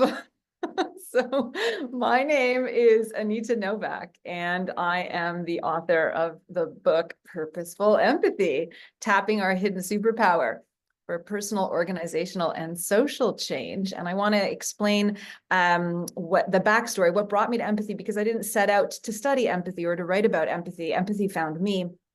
I was doing my PhD in the Faculty of Education at McGill, and I was really interested in developing and designing curriculum and pedagogy that would inspire the next generation of leaders and social change makers. So what I did for my research is I interviewed social entrepreneurs. It was a very new word at the time, but those are the professional change makers, the founders of nonprofit organizations that work on solving some of the biggest, most intractable problems that the world faces. And I did narrative interviews with them to find out what they had in common in terms of, their upbringing and their life and any epiphanies they had or any moments in time that would sort of explain to me why they decided to pursue careers of social change. And I discovered that they all had two things in common. The first was they all had service modeled in their home, meaning their parents took them volunteering, or there was just this ethos of giving back. That was very interesting to me. And the second thing that they all had in common was that when they saw a group of people marginalized or disenfranchised or in a bad situation in some way, they all felt compelled to act on empathy. And I called that empathic action at the time, and my PhD was devoted to a pedagogy of empathic action. Now, since then, a lot has happened because I graduated in 2011. So I'm going to share my screen. So the origin story of my book is that it was about empathy as a lever for social change. The more I got into the literature about empathy, including the neuroscience and the psychology, is that empathy actually improves our relationships and improves the quality of our lives and actually improves our health and well-being. Along the way, something really interesting happened in the world. It's like the entire world opened up to the importance of empathic leadership and empathic organizations. So I took a turn towards that as well. So why did I write this book? I knew I was going to answer this question, so I actually turned to my own preface, and which opens with this paragraph. I've written this book to satisfy 5 goals. The teacher in me wants to share what I have learned about empathy over the past 15 years. The coach in me wants to inspire you to live your best life. The rebel in me wants to shatter systems of oppression and injustice. The spiritual seeker in me wants to align with my calling. And the last bit I can't read because of the... Can somebody read? Edwin, and the mother in me wants to protect and nurture our children. Beautiful. I've got captioning, which doesn't move on the screen. Okay, thank you so much. I appreciate that. So what's the book about? All right, at a very high level, there's 4 parts to the book, and I want to go through each of the chapters with you to give you a sense of what the book is about. I have a really delightful foreword from Dr. Yunus, a Nobel laureate from Bangladesh, who is the founder of the microfinance movement that I'm very touched by. After the introduction, where I really make the case that we need more empathy in the world, we're sort of faced with this collective empathy deficit, and there are a lot of systems in place that are sort of keeping our empathy at bay. So the first chapter is sort of a primer on, why we all have the capacity for empathy, how empathy works, the sort of history of empathy, the psychology of empathy. And so it makes it's sort of like the introductory chapter. followed by a deep dive in the neuroscience of empathy. I not only look at sort of the technical aspect of empathy in the brain, but also I explore a new area of opening up in neuroscience around psychedelics and the potential that they may have in terms of actually increasing our capacity to empathize. The third chapter is devoted to leaning into purpose. It's stories about people who have changed their lives. Most of them are corporate refugees who have decided to follow a pursuit of purpose, and along the way have created positive change in the world on purpose, right? Empathy on purpose and leaning into purpose. And that's where I have my model of purposeful empathy as well. In chapter 4, I'm looking more, this is the section of the book that's more on leadership and organizations. So here the idea is how can we create a culture of empathy and the training programs that exist to actually bring more empathy into the workplace. I also have stories about companies and nonprofit organizations that have empathy embedded into their DNA, and why that is actually having an impact on their bottom line and their success sustainably. The 6th chapter is an exploration of empathy and technology. I think we're at a moment in time in the world where, you know, technology is ubiquitous. The pace of change is unprecedented. And I think it's really calling into question what humans are. Can machines become more empathic? Is that even possible? What would that look like? And what does that mean for us as sentient beings? This chapter is probably for me.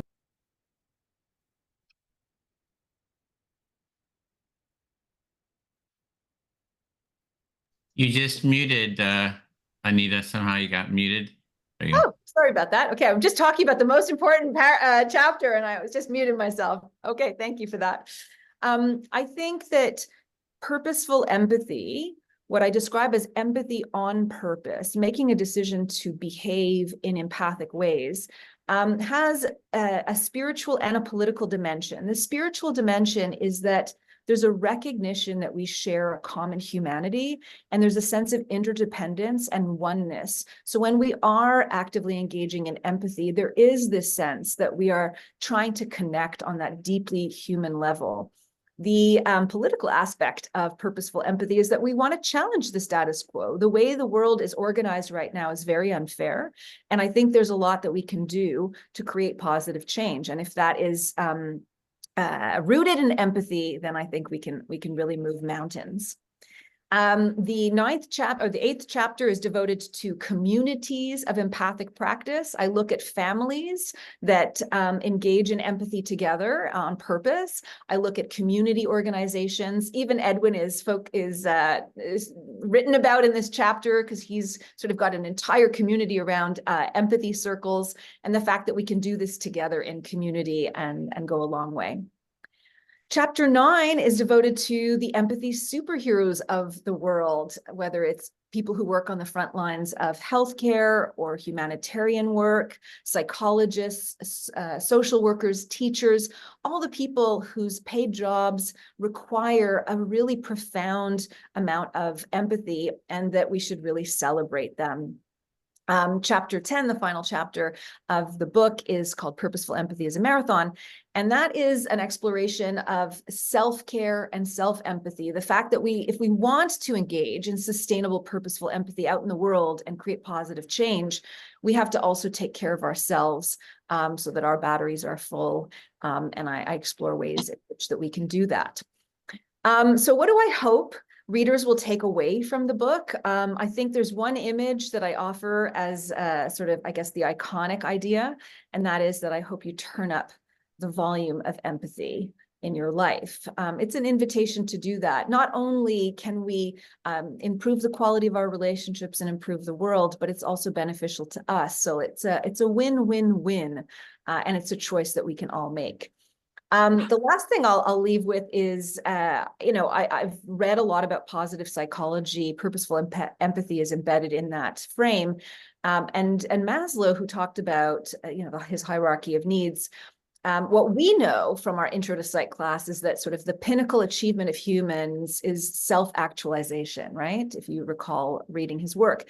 Well, just before he died, he wrote actually quite prolifically about self-transcendence. And actually the idea of giving back and being of service to something bigger than yourself is sort of the highest achievement we can have as a human. And I think purposeful empathy is directly connected to that idea. So I think it can really bring richness and purpose and meaning to your life. So please consider buying a copy if you haven't. I'll end with just a couple of ways you can be in touch with me on LinkedIn. I have a weekly newsletter that I put out where I highlight the work of other empathy heroes and empathy experts. I have a daily empathy post that goes out on all my social media. Yesterday was 2,718. That's close to 7 years of consecutive daily empathy posts. So join me on all my socials for that. Of course, you can watch the hundreds of interviews that I've done with these other empathy enthusiasts across a wide range of topics. And I give lots of corporate talks as well on empathic leadership. So I want to thank you all so much. It's been such a pleasure to hear from other fellow empathy authors. Most of the books I've already read, and I'm just great to be part of this community. Thank you. And now it gives me great pleasure to introduce you to our next speaker, who is David Levine. And he is the founding director of the Teaching Empathy Institute, where he specializes in professional and leadership development, curriculum and program design and implementation, group facilitation, and systems change. He is the author of Teaching Empathy, a blueprint for caring, compassion, and community. Help me welcome David to this summit. Thanks, Anita. Thank you so much. And thank also to Edwin for inviting me to be a part of this. In 1989, I was walking into a school in the South Bronx in New York City. I had my guitar. I was about to teach a lesson and facilitate a conversation on social drama. And I use music. I use songs that I collect or that I write, sort of in the same way you might read a book to students, where you read the book together or read the book to them and you talk about the characters, the story. Can people connect to the story, to the life story of the people? But I use song. And I was going to sing this one song that I always would do in those years. And I walked in with the guitar. It was the first time I was with this group. And this 8th grader raised her hand and she said, "Are you going to sing self-esteem, sing-along, feel-good songs?" And it was kind of an amusing question, but we then had a little bit of a conversation. And the essence of it is she said, or she told me, please don't give us advice. Don't tell us what to do, but ask us questions. And don't give us answers, but listen to us. And she then, in her own way, said that each person in that classroom, in that community, had their own story. And she said, "You seem like a nice guy and everything." But the reality was that I wasn't living their story, but I was there for them and with them. And so I really said, "I'll do the best I can." And she said, "Thank you." And then she said, "Oh, and by the way, if you want, you can sing a song." So I sang the song, and I'm not going to sing it because of our time, but I will recite the lyrics because it's the essence. I call this the essence of empathy, the experience of listening to this story. It's a true story written by a friend of mine named Lee Doman. It's about a 7th grade memory that came back to him 20 years later. So I'm going to recite the lyrics. It goes like this. "Most everyone I knew put the whole Gray family down. They were the poorest family in our little country town. Howard always looked too big for his funny ragged clothes, and the kids all laughed at him. And Jimmy Jones would thumb his nose. Howard sat across from me in 7th grade at school, and I didn't like it much, but my mama taught the golden rule. So when the spitballs flew at him, I never would join in. I guess that was the reason Howard thought I was his friend. And after things would quiet down, sometimes I would turn and see the grateful eyes of Howard Gray looking back at me. Howard Gray, Howard Gray. Somehow they got their kicks out of treating you that way. Well, deep down, I kind of liked you, but I was too afraid to be a friend to you, Howard Gray. And one day after lunch, I went to comb my hair and saw they had Howard pinned against the locker in the hall. They were poking fun about this big hole in his shirt. They had his left arm twisted back behind him till it hurt. Now, to this day, I can't explain, and I won't try to guess just how it was I wound up laughing harder than the rest. I laughed until I cried, but through my tears, I still could see the tear-stained eyes of Howard Gray, and they were looking back at me. Howard Gray, Howard Gray. I can't believe I joined them all in treating you that way. I wanted to apologize, but I was too afraid of what they'd think about me, Howard Gray. Now, from that moment on, after I made fun of him, he never looked my way. He never smiled at me again. And not much longer after that, his family moved away, and that's the last I ever saw or heard of Howard Gray. And that was 20 years ago, and I still haven't found just why we'll kick a brother or a sister when they're down. I know it may sound crazy, but now and then I dream about the eyes of Howard Gray looking back at me. Howard Gray, Howard Gray. I've never quite forgiven us for treating you that way. I only hope that somehow you'll hear this song someday, and you'll know that I'm sorry, Howard Gray. We'll probably never meet again, and all I can do is pray. May you and God forgive us, Howard Gray. And I sang that song, and I'd been doing it for about 3 years at the time. And I turned to a sheet of white chart paper, blank sheet, and I would always write the question, why are people treated this way? And in that moment, I know an earlier speaker said it doesn't come from the cosmos. This did come from the cosmos to me. This vision, this visual, empathy written inside of a picture frame appeared before my eyes. And I wrote it almost as if I was instructed to write it. I had never thought of teaching empathy as part of these lessons. It never had come up. This was a long time ago. But I asked the students, what does this word mean? And people had certain definitions, you know, someone said walk a mile in someone else's shoes. Someone ran to a dictionary in those days, looked it up in the dictionary.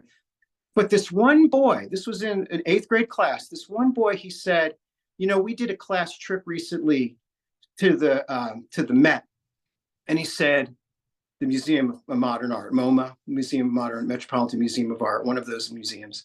But he said, empathy is like going to a museum. I said, what do you mean? He says, well, when I was in the museum, I saw all these beautiful paintings by these incredible artists. And I got to see through their eyes what they were experiencing, not just what they were seeing, but how they were feeling when they were seeing it, how they were perceiving it. And I was able to feel what they were feeling. I wasn't painting the piece, and I wasn't living their story, but I was being invited in to experience, almost like I was in a little room with them, and they were explaining to me, and I was honoring their story by honoring and appreciating their painting. And he said, everyone in this room, we all have stories.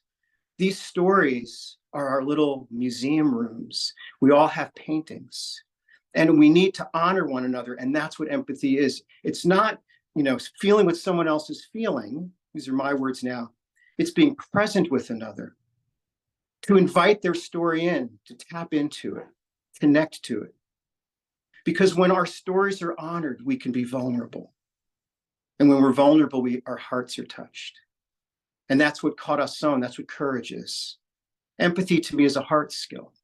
And in that moment with that student and with that class, I knew this was what I was to do for the rest of my career as an educator, as a facilitator, as a speaker, and as an author. And I ended up spending 3 years traveling around the United States, meeting with teachers and parents and asking, can you teach empathy? Is it a skill? And I have come to the belief that as adults, it is something we can teach by modeling. We teach it by modeling it. And after those meetings and those conversations and the continued dialogue with kids, I wrote this book, Teaching Empathy. And now there's a newer version called The Field Guide to a School of Belonging, because that's what it's evolved into. The Teaching Empathy book is in 4 sections. The first one is teaching empathically. The focus, the wisdom of touching your heart, having empathy for yourself, compassion for yourself. as a pathway to touching the hearts of others. The second section is teaching empathy, which are essentially pro-social skills, creating the conditions, making dialogue a core instructional discovery practice. Dialogue is not discussion. Discussion is concussion. Dialogue is collectively exploring an issue. And this empathy skill of high-level listening is the essence of dialogue. It doesn't mean we're here to agree. We're here to understand and honor where you are, your story. That's part two. Part three, I call living empathy, and that's creating the culture within our school, culture the way we do things, called the school of belonging. And in these times we're in, belonging is so critical. People are feeling so disconnected. We need to connect one another by creating the conditions for empathy, by creating emotional safety, honoring stories. Belonging is longing to be and inviting the story in with honor. And the last section of the book is called Courageous Conversations, which is my version of what I call music dialogue. Now, 5 people will be sent a copy of this book, and I'd also like to send 5 copies to this, and I'll figure out the logistics with Edwin and Anita.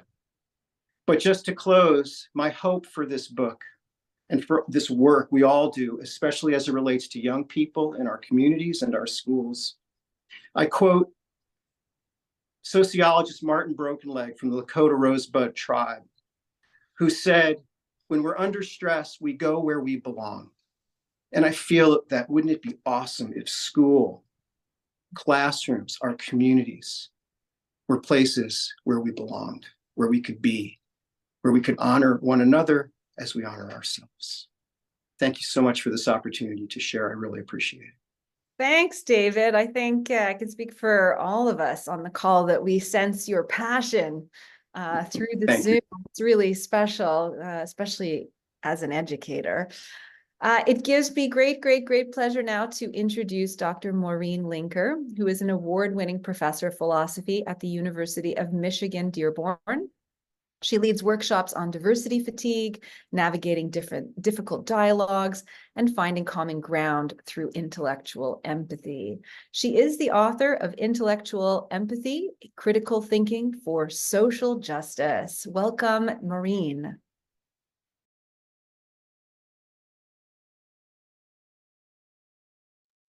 Thank you, Anita.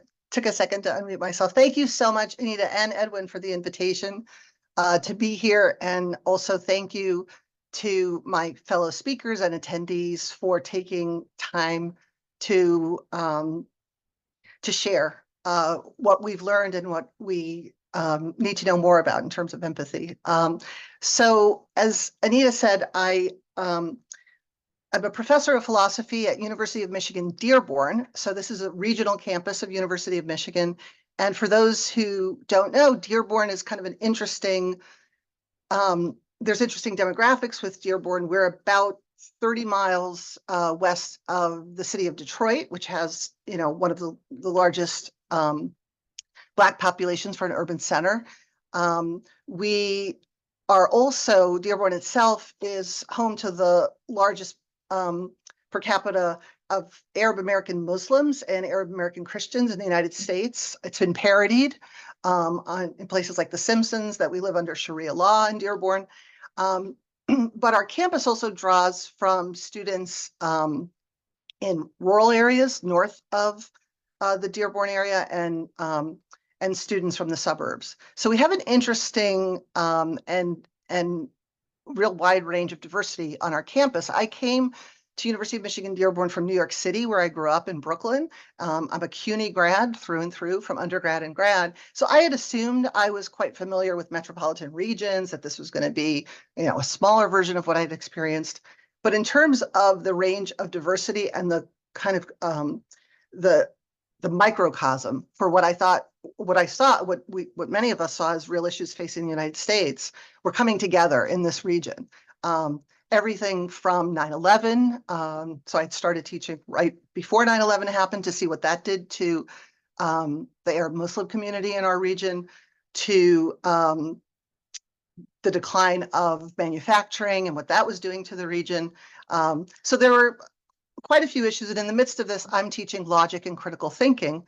And and what I kept seeing over and over again when I was teaching logical and critical thinking was that students would engage in controversial topics and arguments. And in philosophy, we're teaching arguments. And in my own research prior to coming in my dissertation, I had been looking at the adversarial nature of argumentation in philosophy and in history and the gender dimensions of that. So that was kind of a theoretical bent I had. But in actually teaching intro level logic and critical thinking courses, students would engage with some of the controversial arguments, but they wouldn't place themselves and their reactions, and they wouldn't communicate what was happening. So for instance, if we were looking at arguments about affirmative action and there was a Black student arguing for affirmative action and a white student arguing against it, those two students, as well as everybody else in the class watching, would be making inferences and judgments about the social identities of the people who are arguing, but not articulating that in the process of evaluating the arguments. So that was a frustration for me. How do I get students to talk through their experiences, how they're estimating and assessing evidence on the basis of their own social identities? It was so risky for them to do it. And I saw it happening in other places where conversations around complex issues around race and gender and identity and politics were breaking down because people were not able to articulate their standpoint because it was so risky. In the midst of this, I was also trying to work on group work and how we could more effectively work across cross-cultural differences, but I needed people to identify them. And something happened in a class that was particularly motivating for me. So it was a group project, and there was a young woman, let's call her Zainab, who wore a hijab.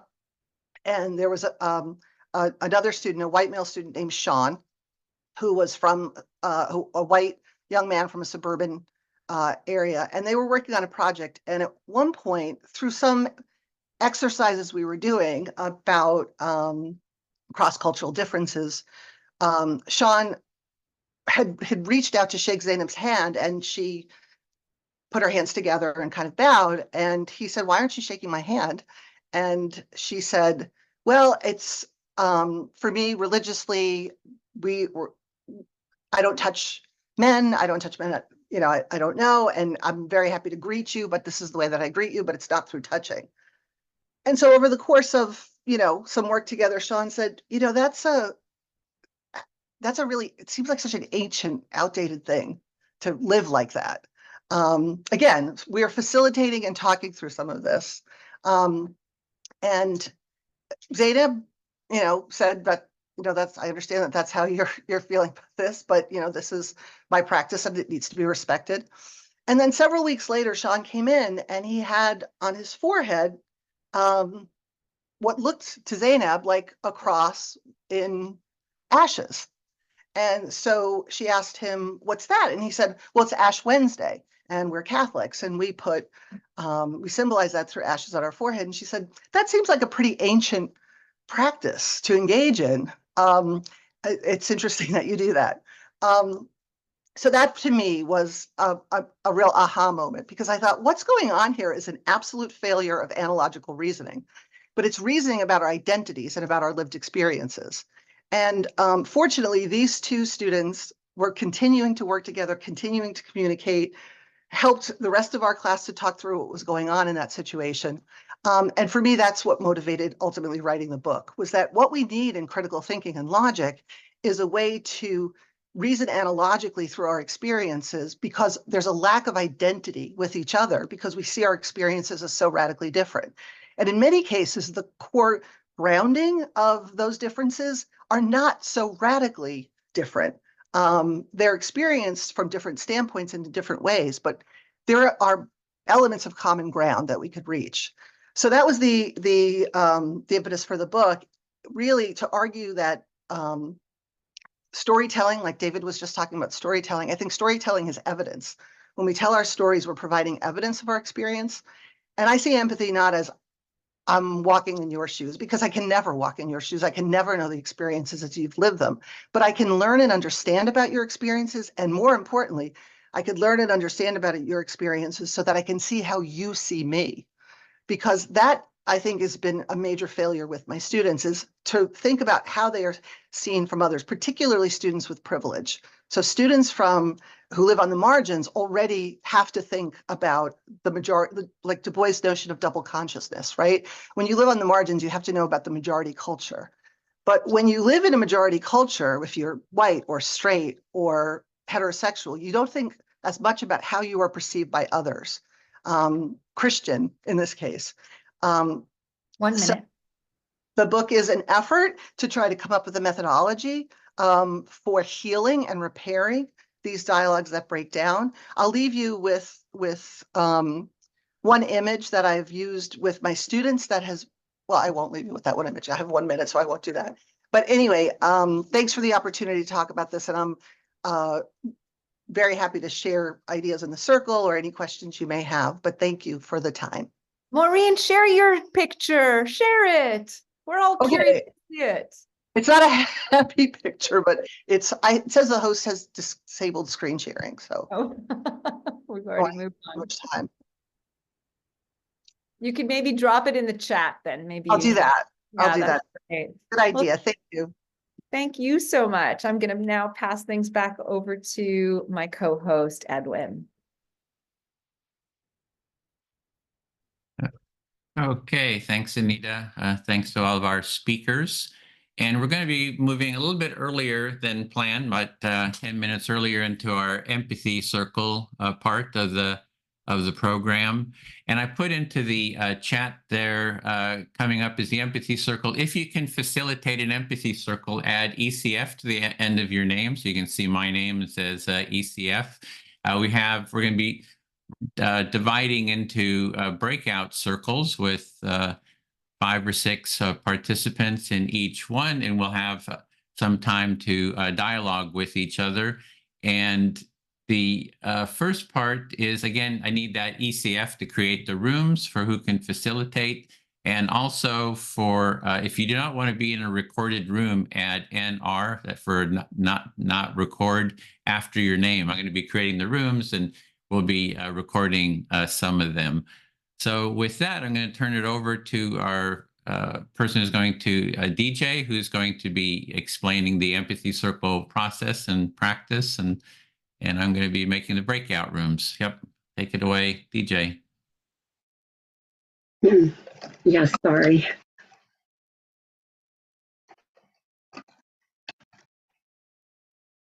Yeah, Anita, can you just go ahead and say a couple of things? I forgot to put my headphones on, sorry.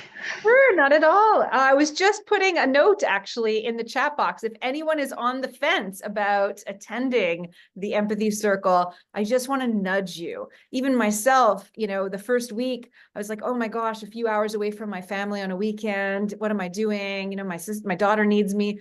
But the empathy circle is a process where we really listen to each other in a profoundly different way.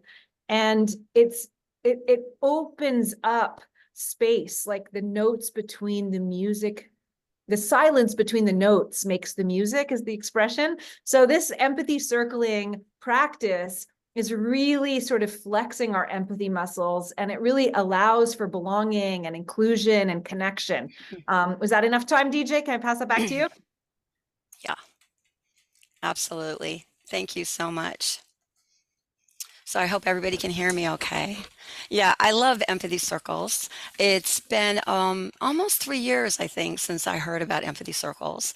And it's been probably about 2.5 years that I've been studying it and involved with Edwin's culture of empathy and the training. And so I'm very happy to introduce it to you today. And I'll be very brief, but I just want to say a couple of things. For me, the empathy circle is simple empathy, which is magical. And the greatest thing about the circle is that you can speak about whatever is alive for you. So no worries about what you say, just kind of let it happen. And it's such a beautiful experience. I want to go ahead and share sort of a quick how-to.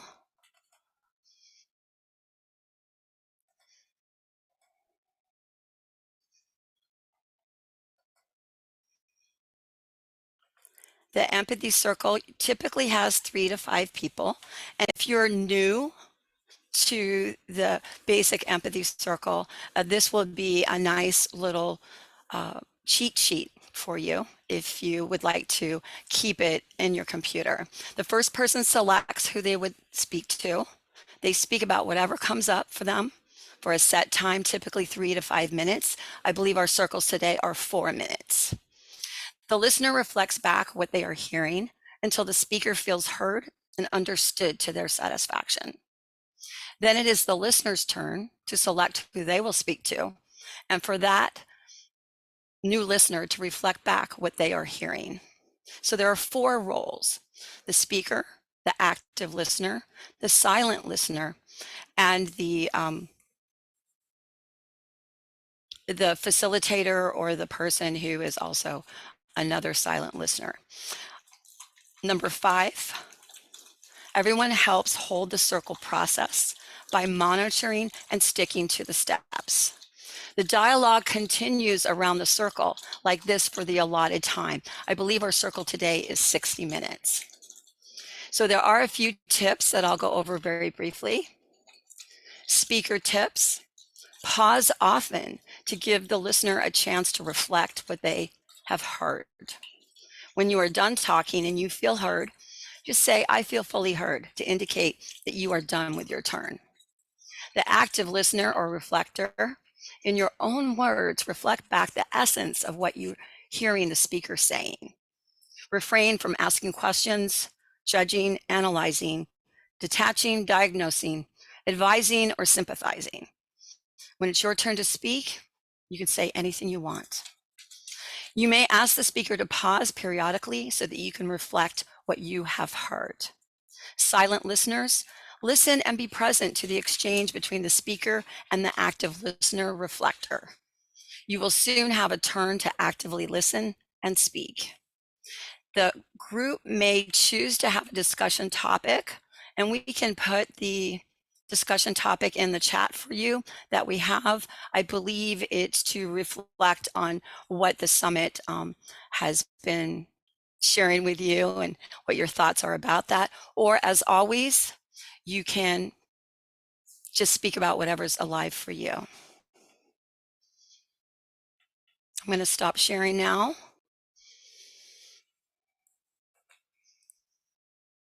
And should I post something in the chat here, Edwin? We posted it a couple times already, so we're good. Okay, great. So are you ready with the breakout rooms, Edwin? I'm making them right now. So Okay. What happens at this point is that people come and go, and so you need to make sure there's going to be enough people in each room. I think we're all set. So we have about 6 people per room. You saw the topic there. Just to share any insights you have from the meeting today, from the summit today. We're going to go for 1 hour, and I will send a reminder to come back in 10. I give you 10 minutes heads up. So send the heads up and then bring everyone back, and then we'll have about a 15-20 minute debrief to hear what everyone's experience is or was.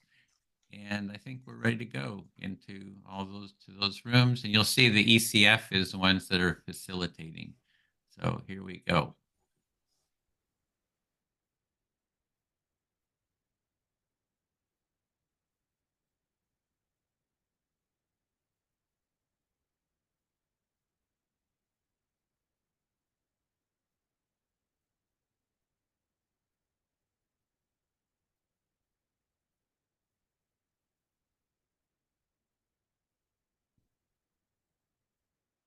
To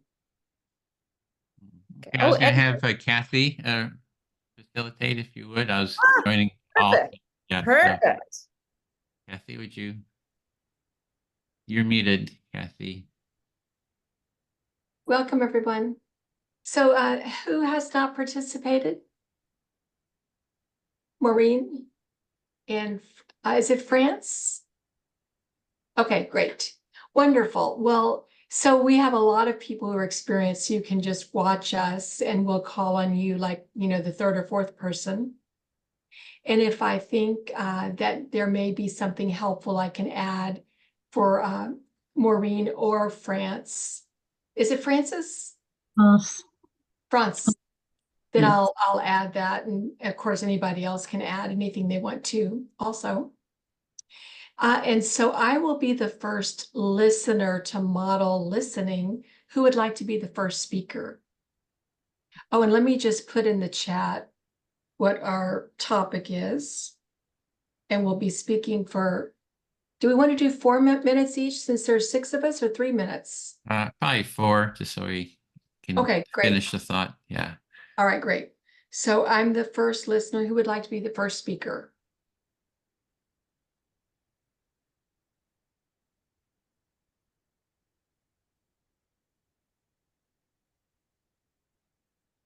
Okay, I can go. Wonderful, Susan. I'm Although I listening. have to say, I feel like I want to ask more questions than talk, honestly. Yeah.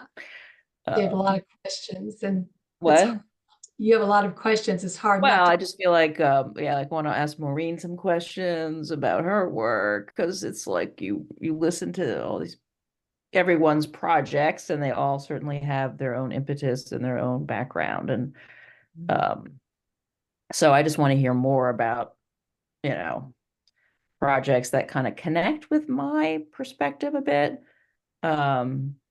So I mean, so the question is what we're getting from the summit? What were your top takeaways from today? Or you can speak about anything you want. I'm just going to reflect what you've said so far. So far. Okay, right. I'm supposed to pause, so I don't Yeah, overwhelm you. yeah. So it sounds like you're really excited about the possible connections that you can make here, and talk to everybody about their work and how it intersects with yours. It's hard to just talk about, you know, a topic that's not allowing you to ask questions of other people. Yeah, right. And you know, I guess I come at this maybe in this historical vein, like it was started out as this very academic project, but of course, I'm always been interested in empathy because I think personally I've just you know, thought a lot about emotional connection just in my own life. But then as I was doing research, I was just so intrigued that this concept kind of had this bizarre, you know, to me, bizarre unknown origin in art. And then that got me thinking about connection in all these other ways. And yeah, I guess I'm still like, you know, I think I've written this whole book and I'm thinking, well, I'm still fascinated by empathy. How could that be? I haven't figured it out. Yeah. But I guess I still am wondering like how this self-other, I think this is why I'm interested in hearing from Maureen too, like this idea of self and other and how we connect them is still so fascinating to me. Like, what does it mean to understand another using ourselves, kind of, right? And does that mean we forget the self? Does that mean we make analogies? Does that mean we find similarities even though there's differences? And so that idea that there's similarities and differences we're always kind of working with just keeps bringing me back to sort of understanding how we accomplish this, you know. I should stop there, probably too much. Yeah.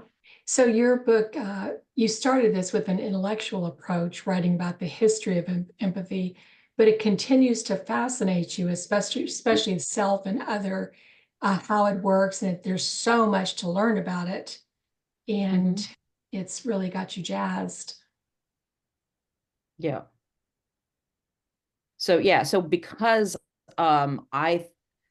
historically empathy was this projection model, like we take ourselves and we put ourselves into someone else, or the object of art or the mountain.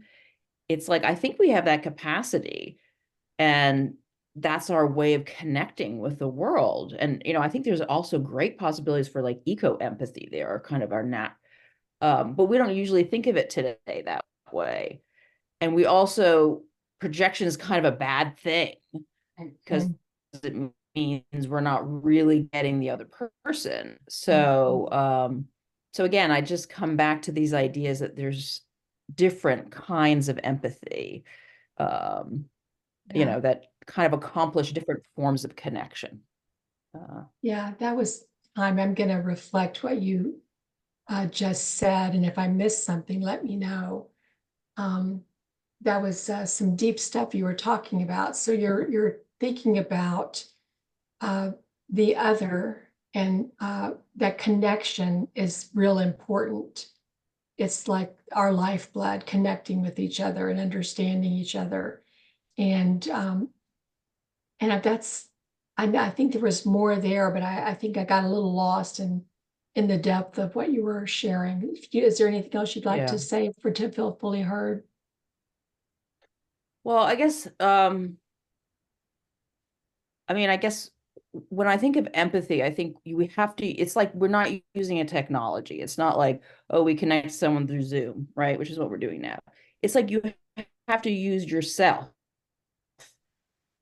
You have to use your capacity, your like emotions, your rationality, your imagination, right? So this is why I see empathy as really kind of a complex phenomenon. You use yourself to understand another person or to connect with, or you know, and I think, you know, originally with the world around us, nature. So I guess that's what I just keep coming back to. How do you actually use that self? Like, what are those mechanics? Yeah.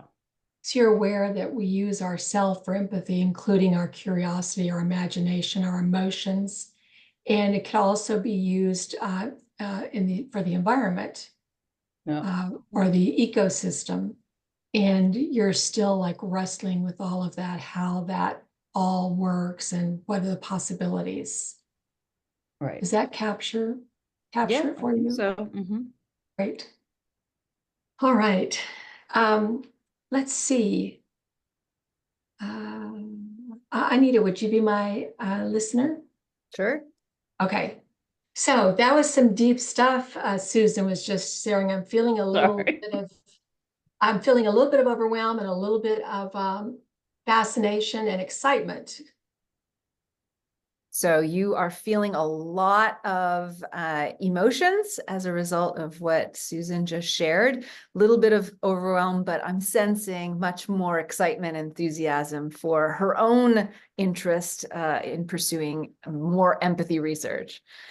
Yeah, and my own interest. You know, one of the things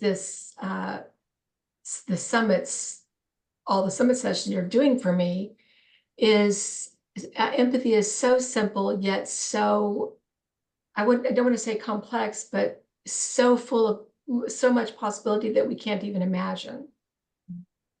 So as someone who's been attending the summits, you're sensing that on one hand, empathy is a really simple concept, and on the other hand, there's so much breadth and depth to it. And so much possibility for healing everybody and everything, you know, the planet.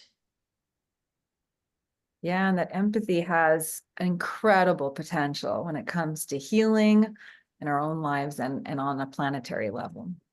Yeah. Yeah, it's like I feel excitement and some tenderness, like some the tenderness of sadness that the world is how it is, and that it's just like all it takes is a step in a different direction than we've been going. So the excitement you feel about the topic is tempered by a degree of kind of bittersweet that we're really not leveraging empathy to our full capacity, and look at all the suffering and woe in the world.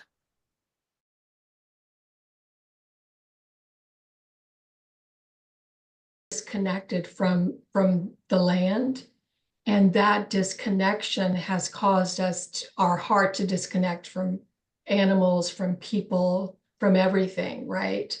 And so we've got to get back to honoring the earth, the planet, as sacred in order for us to see the sacred in each other.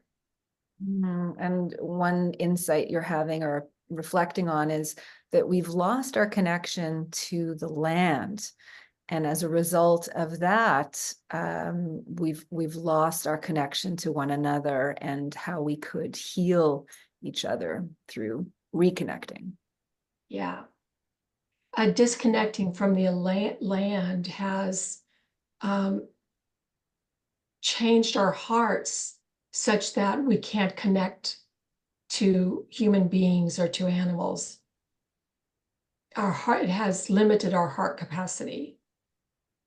Yeah, that heart, the capacity to connect to the land and the fact that we're not connecting to the land is actually truncating our capacity to connect to one another and animals. Yeah. Oh, thank you, Anita. I feel fully heard. My pleasure, Maureen. So here's where I choose someone. Yes. Okay. France, would you like to reflect? That too. Great.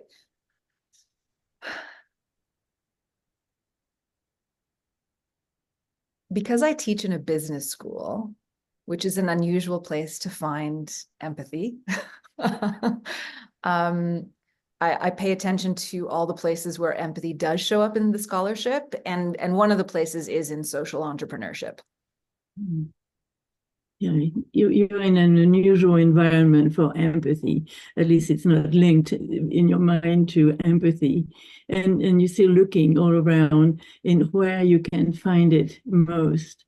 You want to find it somewhere in there, in that milieu. Is Right. that? Yeah, I find it in the social entrepreneurship literature, and that matters to me because of my own doctoral research. But I discovered that at Davos, another unusual place to find empathy, they have made empathic leadership like an important goal. I'm amazed that even in a place like Davos now, they are making empathic leadership as a central piece of their work together. And I'm happy about that. I attended a conference last October in Stockholm devoted to the Inner Development Goals, the IDGs, to complement the Sustainable Development Goals. The Inner Development Goals being linked to the developmental goals, sustainable development, feels like that's a good partnership. Is that, am I understanding that? Yeah, the conference was organized by this organization devoted to the IDGs believes that we're not making enough progress on the Sustainable Development Goals, which is true. They launched in 2015. We've only achieved 12%. And they're saying we need more inner work to create the outer change. Yeah, that group is noticing that part of our not moving on with the development and the sustainable concern for the world is linked with our not paying enough attention to our own development and our own being. And I'll put the link in the chat when I'm not talking, but the framework is essentially 5 different dimensions of inner development, and empathy and compassion is one of them. And when I saw the whole framework, I was really profoundly moved by the idea that if only we could develop all of these skills, we would live in a different world. Yeah, I'm touched and hopeful to see empathy as one of the principles of this whole study, and just start dreaming about if we could incorporate all the skills in our everyday life and in our leadership, in our world. So once you can just reflect what Anita said. Okay. Sorry. So just the last thing I'll share is that I feel, having been in the empathy space, doing research for at least a decade, probably closer to 15 years by now, that I feel the tipping point. I feel that people are getting it, and it's starting to, en français, bastardiser, but I feel like it's becoming more mainstream to talk about the importance of empathy. If I were just at that tipping point where it's becoming part of our culture and way of doing things. Thank you. I feel fully heard. Great. So it's you get to speak now, Franz, and you can choose anyone to listen to you. I'd like to choose Maureen, if that's okay. Yeah. Yeah, first I'm really so happy to have found this your center on empathy, and hearing all those thinkings and writings about empathy. It's something that feels very dear to me, that touches me at a very deep level. And I'm as a counselor, I've used it, but for the last 50 years. But for the last 35 years in particular, I have really focused on the skills that allow us to be together and to connect with each other. And empathy is at the very heart of that. I'll let you reflect back first for that piece. Thank you, Franz. So what I'm hearing you say is that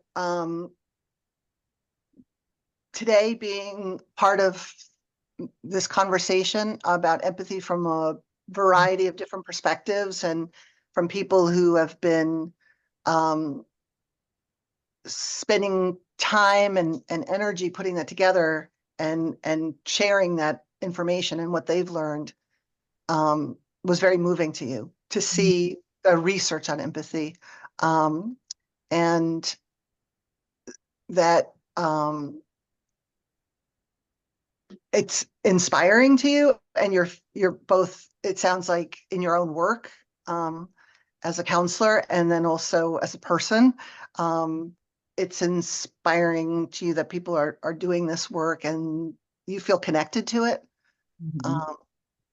Thank you. And I feel, I feel I'm not alone. I'm glad to see it's spreading and that other people are committed to make it more available in the world, because it's very cozy to use it in my office with individuals and couples and groups and workshops. I want it to be used in our culture, in our everyday life. And I see us going further and further away from that. And that it's so hard to use, to listen to, say, the political discourse. It feels like, where are we going? And so any hope I get that, it is another side, it is spreading and it is being taught, because I do think it needs to be taught, not just hoped for. Right. And so you think it's the essence or the core or the heart of connection, and understanding. And we've relied on, people who are empaths versus people who are not, or maybe some folks naturally have it and others don't. When the idea that it is a practice and that there's methodologies to it, and that people are working hard on how to teach it and not just assume some have it and some don't. Given that politically, at least in the US, but in other places as well, that we're so polarized, and can't even relate in any way, shape, or form to people sort of at either end of the spectrum. That's time. Franz, did you fully heard? Yes, thank you very much. Thank you, Franz. Yeah, I forgot to ask if y'all want to take a 3-minute bio break. Would anybody like to take a bio break? You Okay, mean good. Why don't you go ahead, Susan? We'll take a 3-minute bio break and come back. Okay. We can all take a bio break.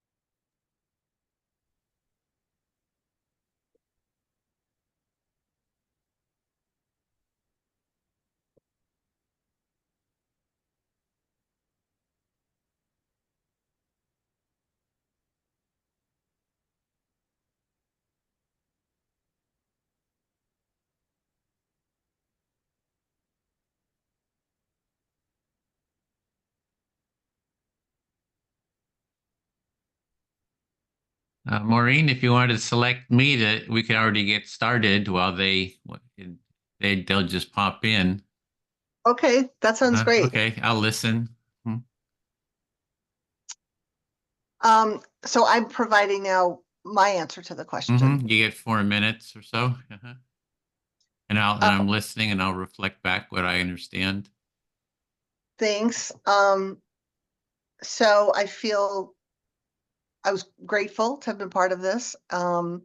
There's some folks whose work I was already familiar with, and so it was great to hear them present. Susan being one of them, so that was exciting. I think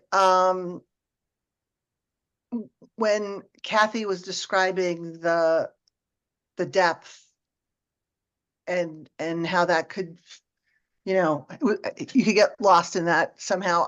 I was having kind of the reverse experience when we were shifting to when Kathy was talking about the connection with the land and the ecosystem. Because I think about empathy so much in the context of social systems and the ways in which the social systems within which we have formed our own belief system and within our communities, and sort of what happens from the early stages of concept formation, as infants, how that gets affected by the affective dimensions of reasoning and conceptual thinking. And we don't, like, kids learn to say dog, they learn to write the word dog, but like if they grew up with a dog that terrorized them or a dog that didn't, we're not seeing that on the spelling test. We're not seeing that when we use the word. And can I reflect back what I'm hearing so far? So first I was hearing some gratitude for being part of this, and also that you were familiar with some of the speakers, Susan's work, for example. And it was also the aspect of Kathy talking about sort of things were getting a little difficult to remember, maybe a bit, deeper or complicated, and that you were also, you had a different experience, that you're really looking at the kind of the deeper understanding. And for example, if you learn a word like dog, that there's an association to that dog, be it a negative or positive, and that's like an aspect that you look at too, or want to consider, sort of the meanings associated with different words. I think that's what I was hearing so far. Yeah, that's right. I guess what I was trying to say, but thanks Edwin, because it's helping me. That's what I need to clarify. I think of empathy so much in the context of belief formation, social systems of advantages and disadvantages, and the obstacles they present, like the topography of that. When we start talking about the natural world and the ecosystems, that to me feels so deep and like the theoretical framing of social systems feels like a more comfortable area. So it was, for me, it was like a gestalt shift, I guess, in thinking. Oh, okay. So when Kathy was talking about empathy in nature and the environment, for you, that was very deep. It was like a shift from the way you're usually thinking about empathy in social systems, so which you're very comfortable with. Right. It sounded like self and nature. And I was like, that's just such a different way of thinking for me. And it was interesting to think about it. And I felt like Susan was asking questions in between those two spaces of like self and projection onto other, and versus self and other and self-identity. Because I think that's where I'm really fascinated is how projection can be a very, very problematic thing because it carries with it unconscious biases. Is that time? Yeah. So, but I'll recap what I'm hearing. So you're really concerned about how biases can affect, unconscious biases can affect maybe connection. For example, projecting onto others these biases, and that's sort of an area you're interested in exploring. And then you're just looking at these other areas that Kathy brought up and Susan brought up, and so just these different areas of exploration. Yes, thank you. I feel heard. Okay, thanks. I'll speak to Susan. And if you'll be my listener. Let me unmute. Okay. Yeah. So what I really appreciate about your book is just that you tapped into the work of Carl Rogers, and I just get a sense that you see his seminal work, and I think a lot of times his work gets kind of ignored. Yeah, so it sounds like you appreciate the fact that I wrote about Rogers because he seems to be a big influence on you and your work, and you feel like he's not always given that credit or due.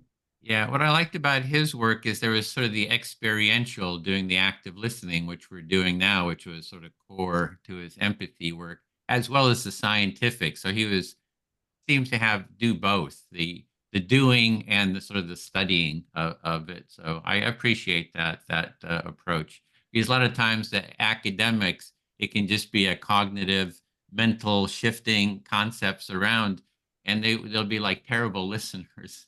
For example, yeah.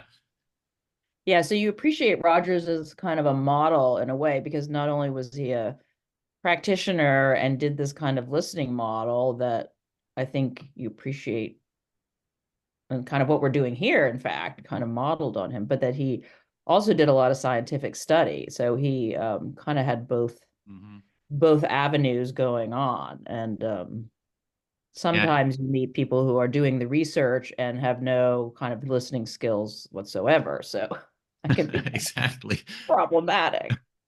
Yeah. Yeah, like Paul Bloom, I invited him to the first time I read his first article, I invited him to an empathy circle and said, oh, I'm too busy, So anyway, that's just an example.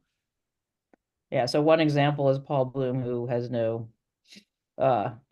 he said he didn't have time to come. Yeah.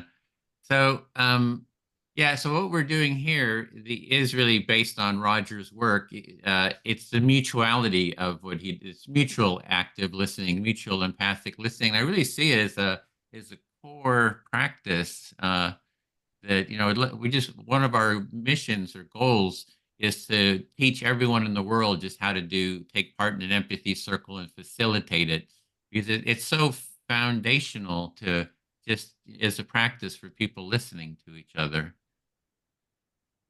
Yeah, so you see this as foundational, not only to your empathy center and but that as some practice that needs to spread throughout the world if possible, so that people just listen to each other and try to get in a way what someone else is saying, and you can't really do much until you at least have that as the groundwork. It sounds like what you're Yeah, saying. it's listening versus analysis first. You know, I'm all for analysis, but you got to listen first. So in terms of the priority, listening comes first and analysis after you've made connection.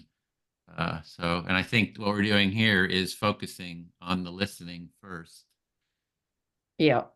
So you're again saying listening is foundational and it has to come before you can take that information and analyze it. So that's what you're practicing. That's what we're practicing Yeah, here. exactly. Teaching, mentoring. Um, Yeah. Yeah, let's see what else. I think I feel heard around that. Yeah, I feel fully heard. Thank you. Okay. Great.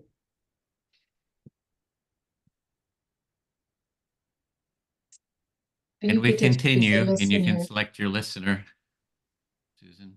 Oh, me? Yeah, it's your turn to speak again. You can select. Oh, okay. Oh, we're going around like to again. Okay. listen. Maureen, maybe. I shift it up a little. Yeah, I'm just yeah, it's really interesting to hear from all of you. I do think about Rogers a lot because I wrote, thought a lot about what he did in terms of this. He called it reflecting feeling. And and the idea is to kind of access feelings that aren't always spoken explicitly. I mean, that was his kind of therapeutic method. But I guess, what else? Or do you want to reflect on that before I go on? Sure. So you were saying that that you were grateful to listen to, you were glad to hear how we were listening to each other, and that Roger's work has been really influential in your own work. And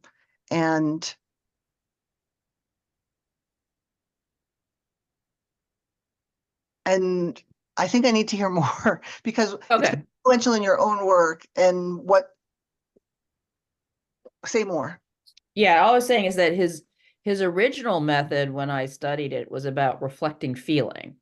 So like we're kind of reflecting, listening and reflecting what someone else is saying, and I think accessing how people are saying it, right? Like you seem really excited or you're not that enthused or maybe you're sad. I don't know. But I mean, in a way, I think he thought about getting at what was underneath sometimes what people were saying as a therapist.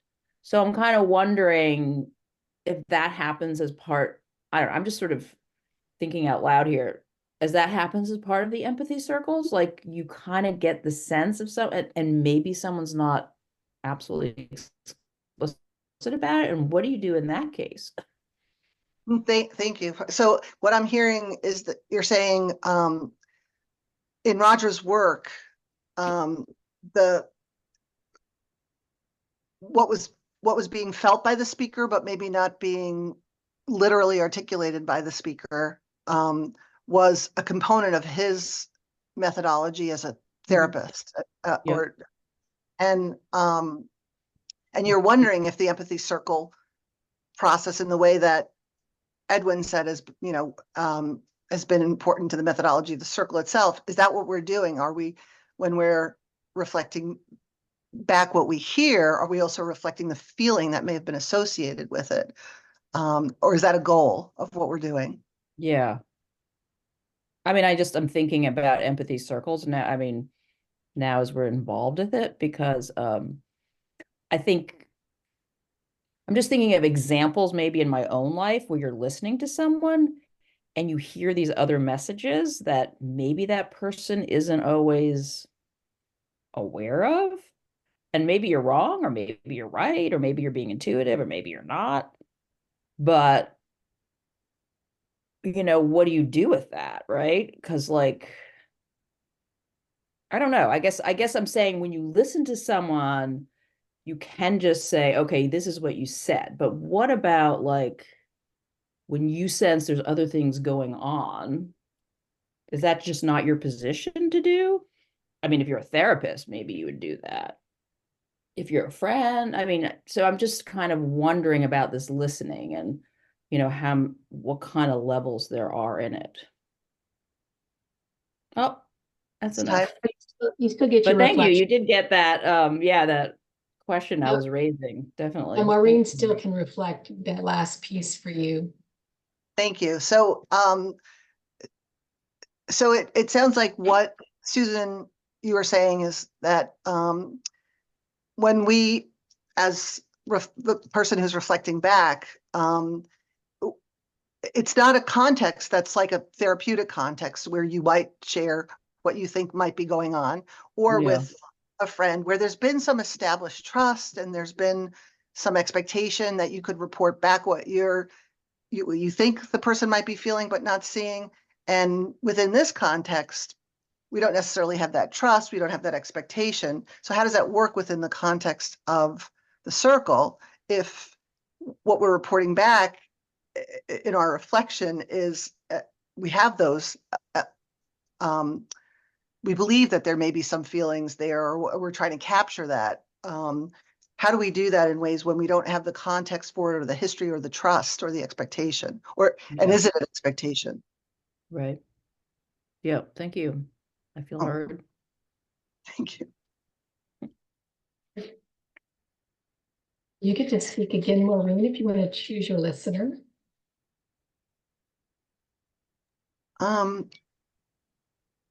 Thank you. I'll choose France. So this issue of projection is one that I'm really fascinated by, because I think when I first started thinking about empathy, working on it, doing some research on empathy, I became aware really quickly of how the idea that someone could imagine someone else's lived experiences could be really problematic. And my worry is that the most well-intentioned people could be doing harm when they don't intend to at all, because they're well-intentioned, but because they're making assumptions about others, particularly others who they perceive to be correctly facing lots of challenges. And so I've been very interested in hearing about how empathic responses can project in ways that are informed and that are open-minded. Want to pause for a moment? Sure. Maureen? Thanks. You're muted, France. Yeah, sorry. Yeah, you're really concerned about the risk of projection, because in our attempt to understand the other, we can accurately understand what's going on for them. We can also project our own ideas, and in particular with people who are from different groups, maybe the risk is even greater, and that's a real concern for you. Exactly, right. And so I feel like my antenna has been up the whole day so far in hearing how people are managing that and wrestling with that. And it's interesting, some folks who started very much from their own personal experience of empathy or identifying themselves as empaths. That was an interesting and different standpoint for me. I mean, I think that sense of healing yourself first before you're doing that work, I think, is an important component that has not been in my own work around it. I mean, of course, thinking of myself and my own social experiences and how that could affect how I'm seeing things, but just the taking seriously of the kind of embodied work of projection is was interesting to hear. Mhm.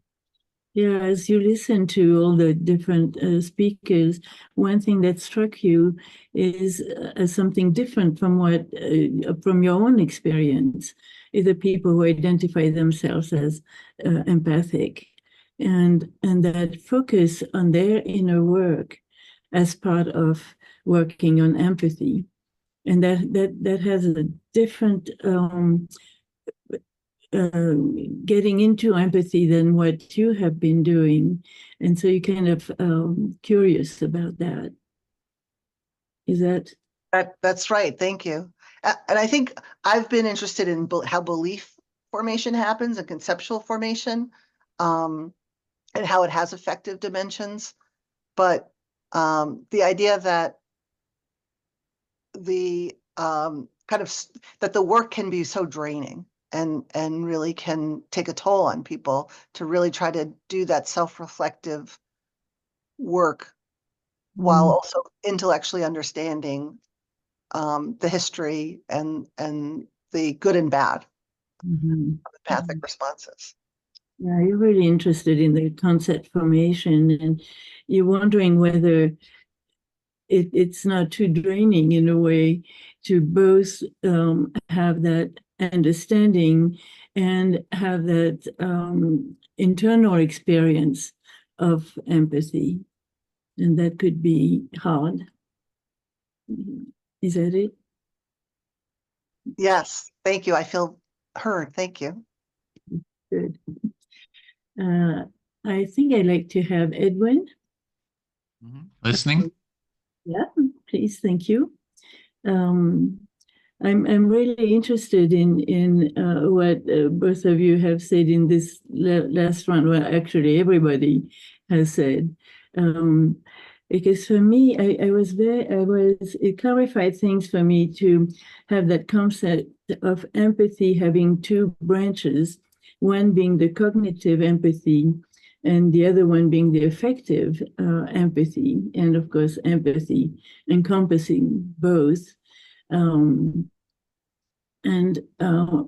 Because it seems like active listening is focusing on the cognitive part of empathy, make sure that I heard the words and that I understand what they mean, and that the kind of empathy I value most is the one that indeed, like Carl Rogers, gets into not just what is said, but what's the feelings that are associated with it. And the So what I'm hearing, can I just reflect that? So this model of affective and cognitive empathy, you find helpful, useful, and you feel that in the empathy circle, we're doing the cognitive empathy part of it, and that you're interested in that part that in Rogers' work, where he tried to get to the feelings, and sort of that what you would see as an affective. Yeah, I'm not sure I decided that in the circle you use only the cognitive empathy. I'm curious about that. I would like to know whether that's what's the goal. And of course, hearing the words already is not always done in discussions. So it's a prerequisite. So I'm curious about whether that's the approach in the circles. So you're just curious if that is the approach, just to focus on the cognitive. You're not sure, but curious. And like you, I really value Rogers and reading his form of empathy. And I'm trying to teach that also to people who are not therapists, who are just, individuals or couples. And one form that I like in particular is the becoming form of empathy, where I try to put myself in the shoes and see the worldview of encompass the worldview of the other person, or see through their eyes. And as I reflect back, I become them, quote unquote, and reflect it as though I was them, and tell the story as though I was them. So in the terms of the empathy, the part that you're teaching like couples how to increase their empathy, and sort of one of the processes you use it's sort of a role playing. How do you step into the shoes and sort of take the role of someone? That type of empathy you Yeah, find and interesting. And of course, checking right away, whether I'm accurate, because with you, I can think I understand. I can believe I understand the others and be totally off. So that part of checking with the other is crucial in particular with this approach. Just like with what we're doing here, with the approach that you're doing, that checking, it's saying something, then checking if you're accurate. You use that and you find that valuable, important.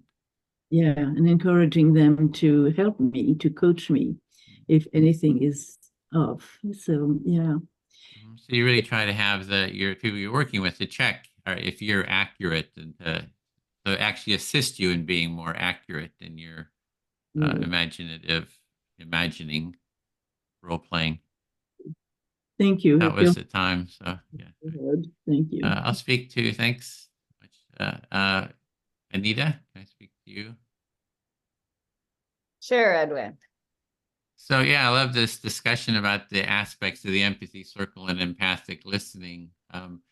For me, we talk about the definitions of empathy, and what I try to do is define empathy in the context of the empathy circle, so that we have something to refer to, like an actual, something more tangible, so it doesn't get so abstract. So you're really enjoying the conversation as we're peeling away like ways of considering empathy, and you find it helpful to just, root empathy in the practice of an empathy circle so that it's actually quite tangible, practical, and not ethereal. Yeah, and the part in terms of the feelings, going into the feelings, cognitive versus affective, I think they're so intertwined, you can't really untangle them. I'm not even sure there is. It might be a kind of a Anglo-Saxon dichotomy, the feeling and thought, that I'm a little skeptical of that whole sort of model. Right. So you personally are not so convinced that there is this bifurcation between the affect and the cognition parts of empathy, and that they're really intertwined.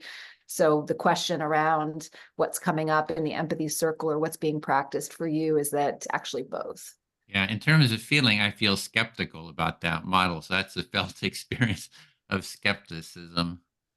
Okay, so your felt affective experience here, hearing about the bifurcation is no. Yeah, now that's a little bit frantic. It's more like, I'm not so sure about that. I think it's got a lot of problems. So it's a little bit, yeah. Okay, so dial back the frantic. I'm a little bit unsure of it. Exactly. So in terms of the, one part of, the reflection of feelings is if the speaker is being open about their feelings, right? It kind of helps saying, hey, I'm feeling kind of excited. Then it's easy for the listener to say, oh, you feel excited, right? So if you're wanting to share feelings, going a little bit deeper, then, if the speaker shares their feelings, they're going to get heard more deeply about their feelings. So there is an element to the degree to which someone speaking wants to reveal how they're feeling about things, and that's their choice. And as a result, if they do choose to reveal, people will feel that quite naturally. Yes, and I find that in the circle, people start feeling safe, that they're going to be heard, and they don't have to battle and fight to be heard or be attacked. So actually, the feelings do start arising over time through that trust. There's a greater rising of naming the actual felt experience that we have. So the container of the empathy circle, built the way it is that people feel like it's safe, and they can be maybe a little bit more vulnerable and share more. And as a result, at an aggregate level, the circle does tend to have a lot of the feelies because people are feeling prepared to share. And the other aspect is you as the listener, you could make a feeling guess, try, what's Edwin feeling? If you're sort of sensing it, even if I don't say it explicitly, you're welcome to, make a guess. And you did make sort of a guess and even modeled it, the frantic. And I was saying, no, that's not quite what I'm feeling. I'm feeling a little something else. I'm feeling a little toned down sort of excitement. And so it's yeah. So that actually you're modeling it actually helped me kind of connect more accurately to the feeling that I was feeling. So the listener, and maybe taking a risk of sort of maybe projecting or guesswork on how you're feeling, right or wrong, gives the speaker a chance to either validate, yeah, that's right, or say, actually, no, what I'm feeling is. So that's also helpful. Yep, that's my time. I feel heard. Okay, may I choose Kathy? Let's see.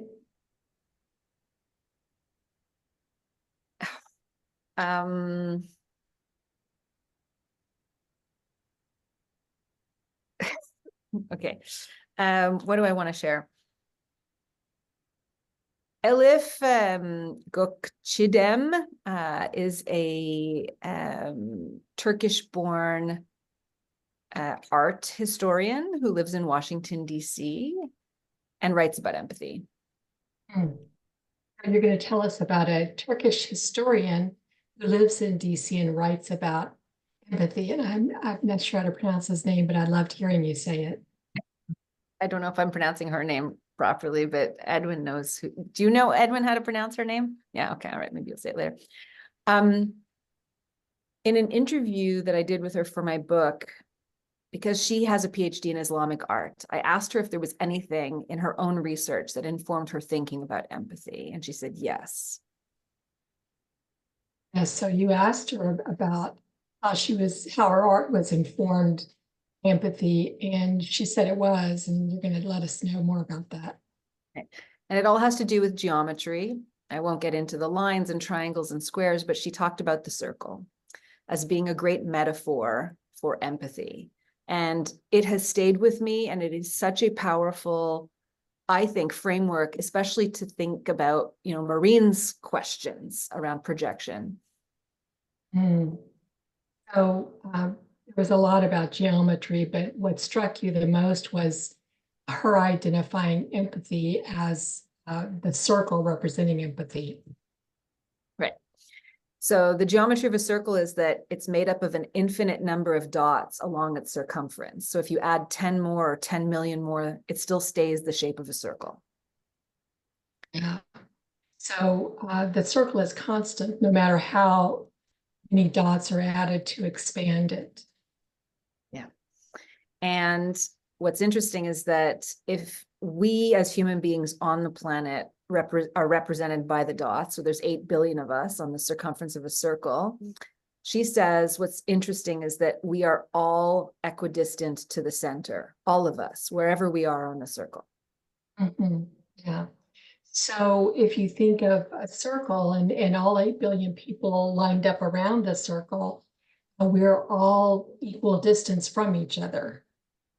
And so, if you want to use the frame spiritual level, at a spiritual level, there's this idea that we are all equidistant to source, whatever gave us breath and life. Mm-hmm.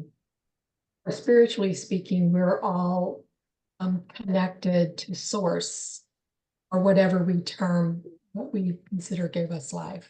Right. And that speaks to the worthiness of us as human beings. But the second part is that even if we're side by side or nearby or on opposite sides of the circle, we all have a different perspective when looking to the center. We all see things differently. Mm-hmm. Yeah. So even though in certain ways we're all connected and equidistant from each other, we all have different perspectives and see things differently. So that story informed my thinking about empathy, which I define as the innate trait that unites us in our common humanity without discounting lived experience. Innate connects us in our common humanity without and taking into account that we all have different lived experiences. That's how you define empathy. Right. So the whole idea of projecting, I think there is risk in projecting when you're empathizing.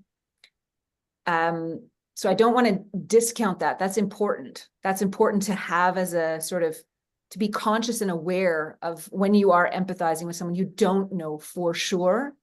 But underneath that, nonetheless, I still profoundly believe that empathy is a beautiful experience between people.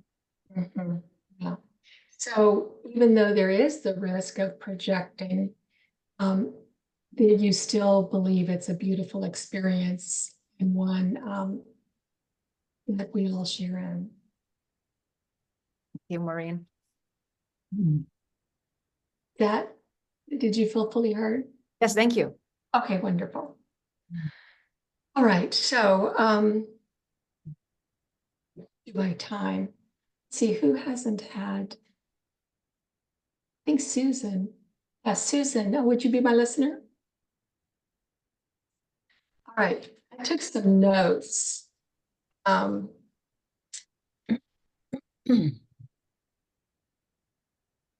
of them, the first thing that I want to say is that I'm a therapist. I love that I don't have to sit here and guess somebody's feelings. If it's obvious, I'll say it, but if it's not obvious, I'm not going to do that work. If it comes to me easily, I'll say it, but I'm not going to try to figure it out for myself or somebody else. Okay, so you're saying as a therapist, I'm not sure, did you talk about this situation? Oh, any empathy. Or any situation. Okay. Any empathy circle, not like in my the practice. circles. Okay. Yeah. I wasn't sure you're making that distinction. Okay. So in the circles, you really are not in this mode of trying to figure out what someone is feeling or guess at it, or unless they kind of say very explicitly what it is they are feeling. Right. But not because I'm a therapist in the circle, but because I think anybody in the circle does not have to work too hard to reflect what somebody is saying. And if you feel like you have to work too hard, then I think that would turn people off and feel like they had to do it a correct way.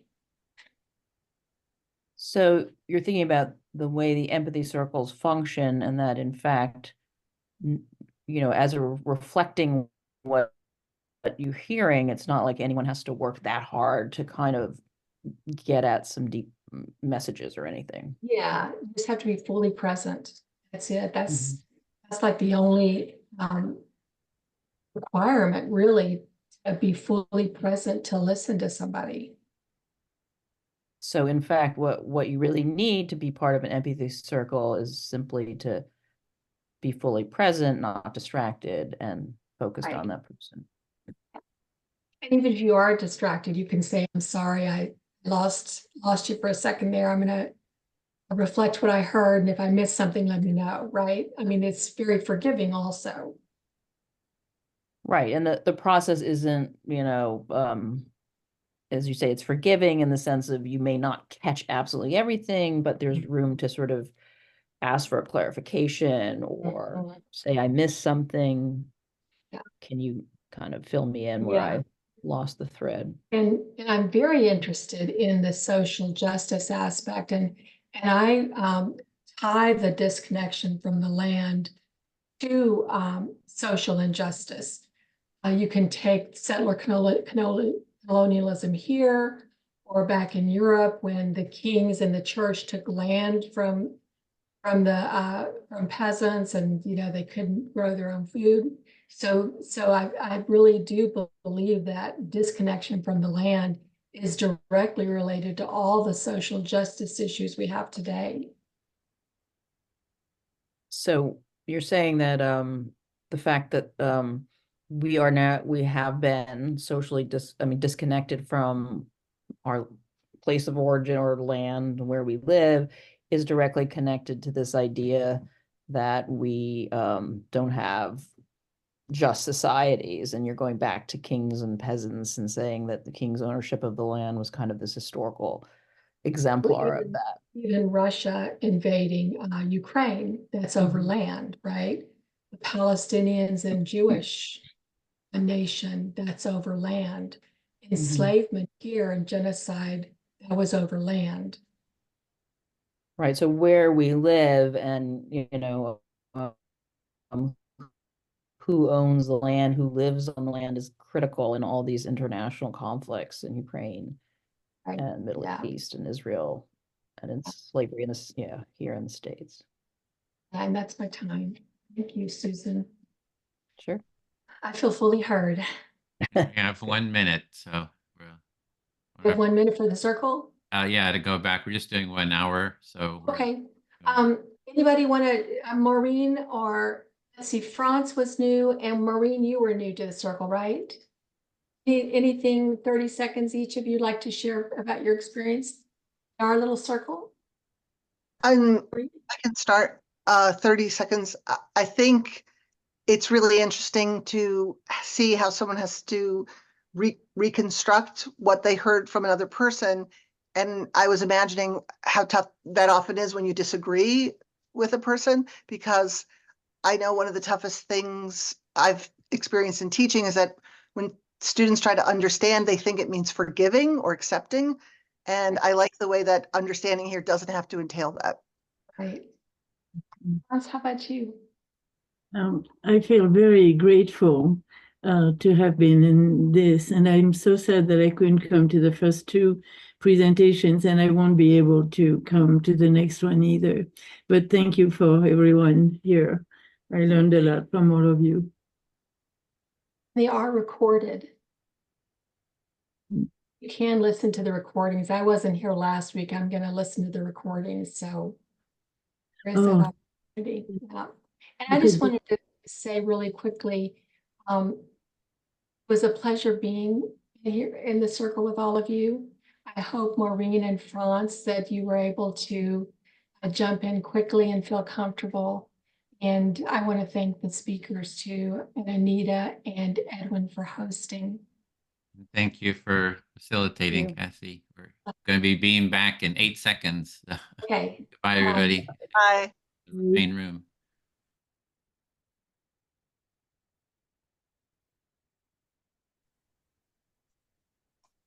Hello, I think everybody's back. I think we're all back. Wonderful. Welcome back from your empathy circles. We would love to hear about your experience in the empathy circles. If you'd like to share, that would be fantastic. So please do share. If you could take about 30 seconds to describe how was your experience in the empathy circle. And if you're comfortable. Oh, of course, Rob, go ahead. Thank you. I'll volunteer. Third week.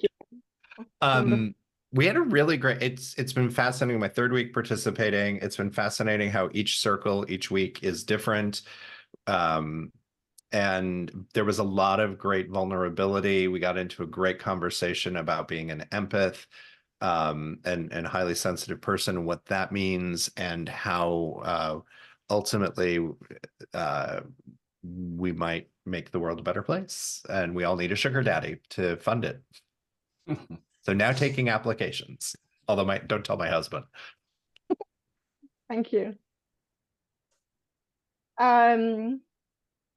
Maureen, can I call on you?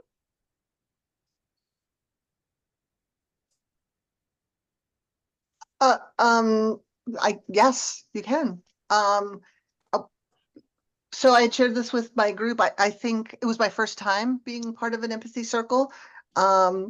One of the things I found most interesting that I'm going to continue to think about is in reconstructing what you're hearing that someone is saying. It doesn't mean that you're accepting what they're saying or agreeing with what they're saying necessarily. And so it was interesting to imagine. I mean, I kind of agreed with what everybody was saying, so it wasn't like a super controversial opportunity, but I was thinking about it in the classroom and how it's been so challenging oftentimes to get students to entertain an idea and try to articulate an idea, because if they disagree with it or they feel like it compromises their values, because they think explaining it is accepting it or forgiving it or taking it on as their own value. So the practice of being able to reconstruct without necessarily taking a position, but still being present was really interesting and important, I thought. Thank you. Martin? would you like to share? Okay. Yeah, it's been a long time since I've been in an empathy circle.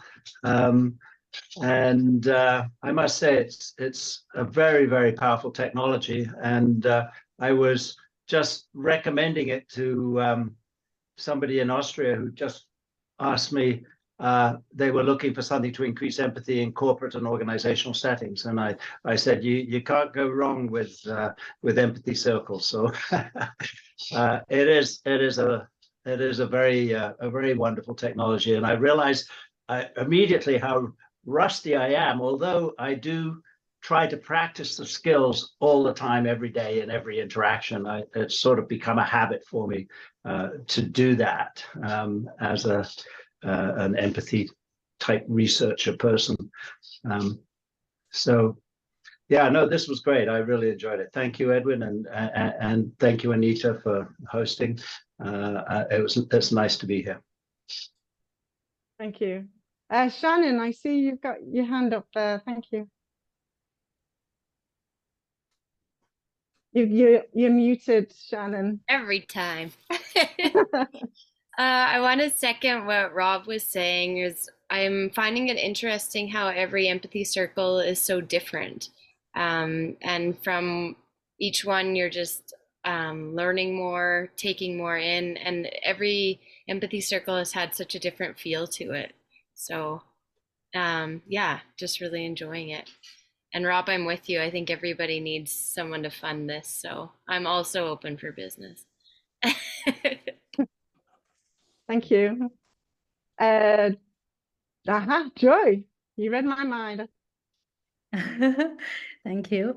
So this is the very first time that I attended this kind of event, and I literally manifested it. So successful manifestation, being a writer as well, slowly getting into it.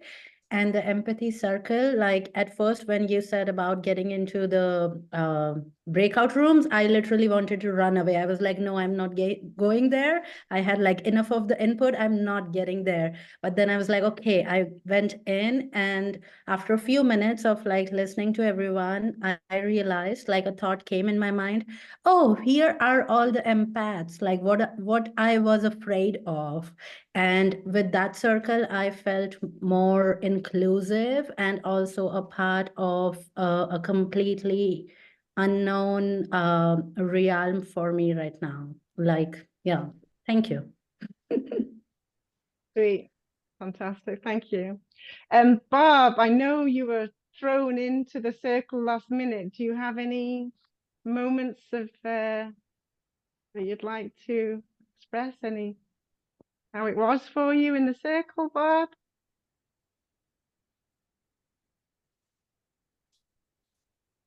I don't know if Bob, can you hear me, Bob Stone?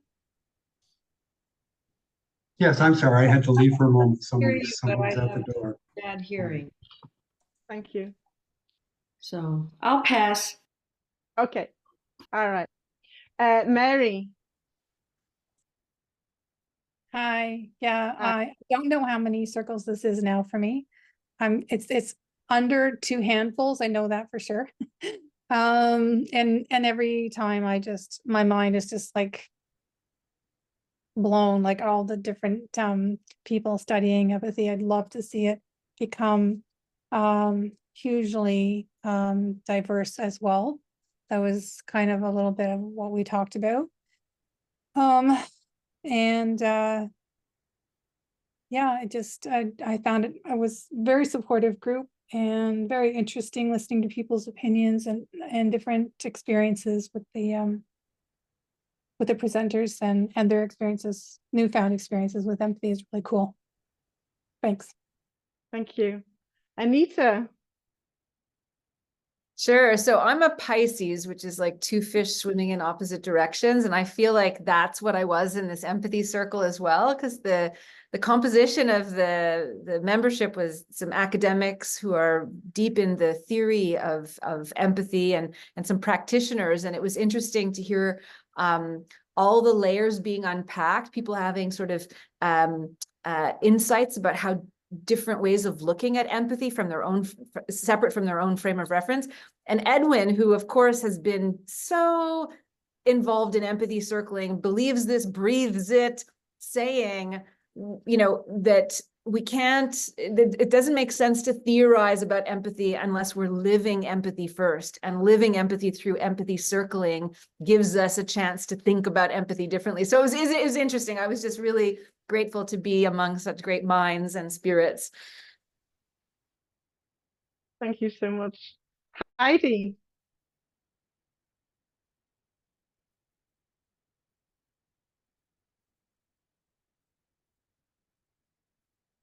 Heidi, would you like to speak? I see you got your hand up. Sure. Yeah, I thought, thank you.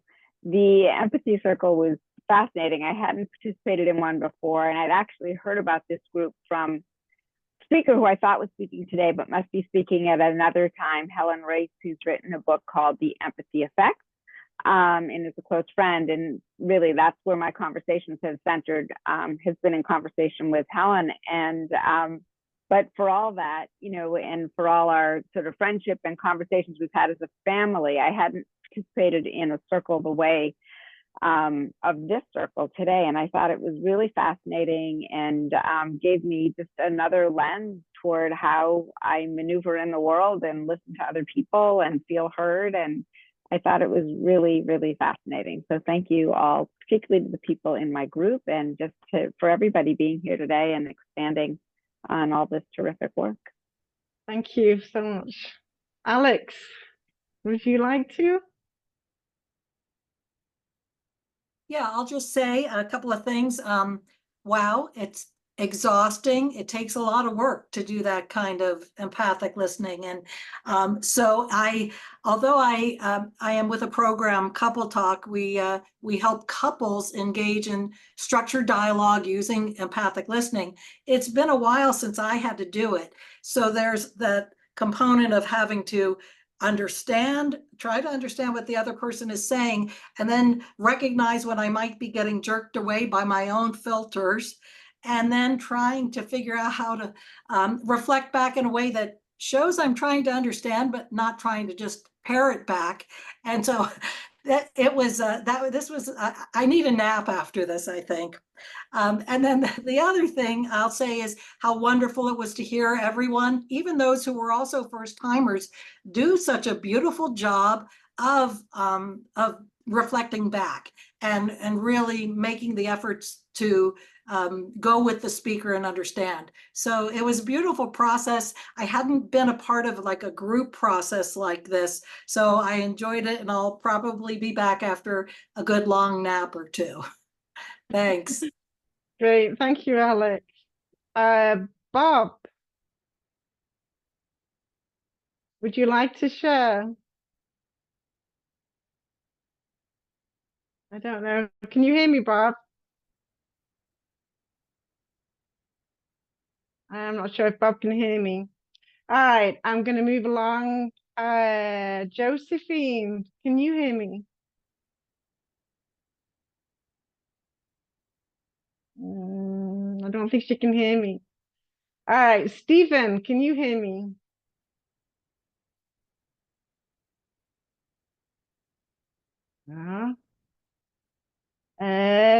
Francis, can you hear? Oh, Stephen, go ahead. Thank you. Yeah, sorry, I'm in awkward. I just really love what everyone shared about just insights and the ability to grow in our understanding and to grow in our empathy as we practice it. So that's really all I had, and I had some lovely people in my empathy circle. Thank you. France?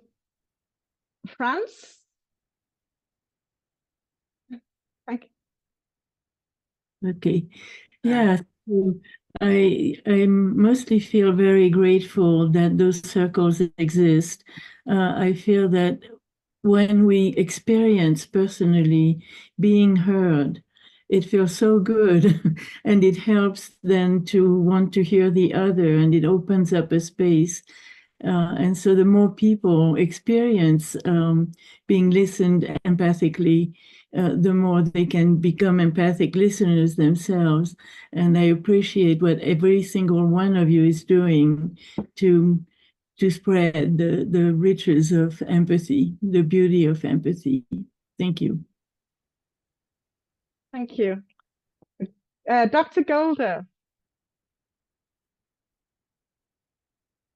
Yes, hi. I started out thinking I was going to facilitate and didn't get to do that today, but there's going to be another opportunity.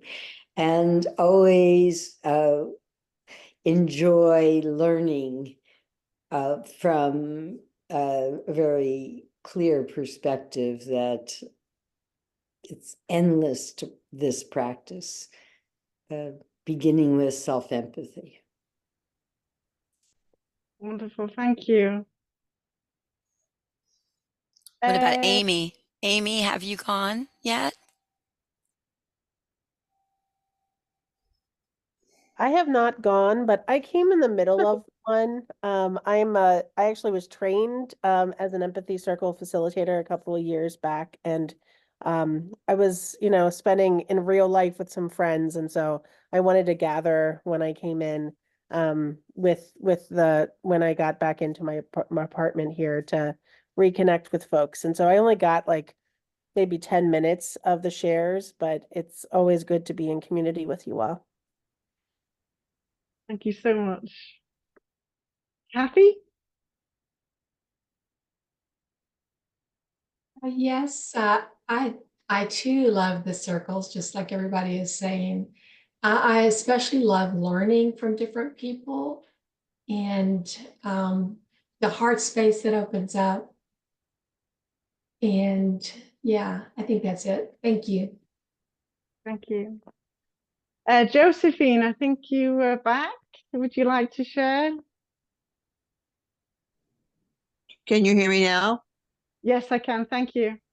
Great. Well, I really enjoyed the circle, and of course, I always appreciate hearing from the authors. And I just had a wonderful time with the people in my circle, and I feel connected to them in a way that I hadn't before the circle began, and I'm looking for more of it. It's very juicy. Fantastic. And Joy, I think you've already spoken. Anybody not spoken? I know Edwin hasn't. Oh, Kyra, yes, please. It's great that I went after Josephine because juicy, that's a good Juicy. word for this experience. Connected, juicy, joyful, hopeful, and exhausted. Yeah, I think a nap before the next one is probably a smart thing, but also a reminder, if you want more empathy, another call starts at 1 p.m. right here. Shameless plug. Felicia, yes, please. I just figured out where the raise your hand icon is. I'm like, okay, I'll remember it by tomorrow, maybe. It was just splendid to be among people who care and who see this as a way for fundamental change. The concept of being kind is very closely tied to empathy. I mean, we are unfortunately taught to think about our response while the other person is talking. So this slows the game down. And the circle I was in was especially special for me because people listened, people shared, a lot of heard, they were reflected. That was kind of a little miracle. So I want to thank all of you. Pretty cool. Let's keep it going. All right, thank you. DJ. I just want to say it was fantastic. We had a very deep and riveting circle where it seemed like every person went inside themselves in a very profound way. And it was beautiful and I loved it. And I wish I had the energy to stay longer in that circle. Thank you very much. Jana.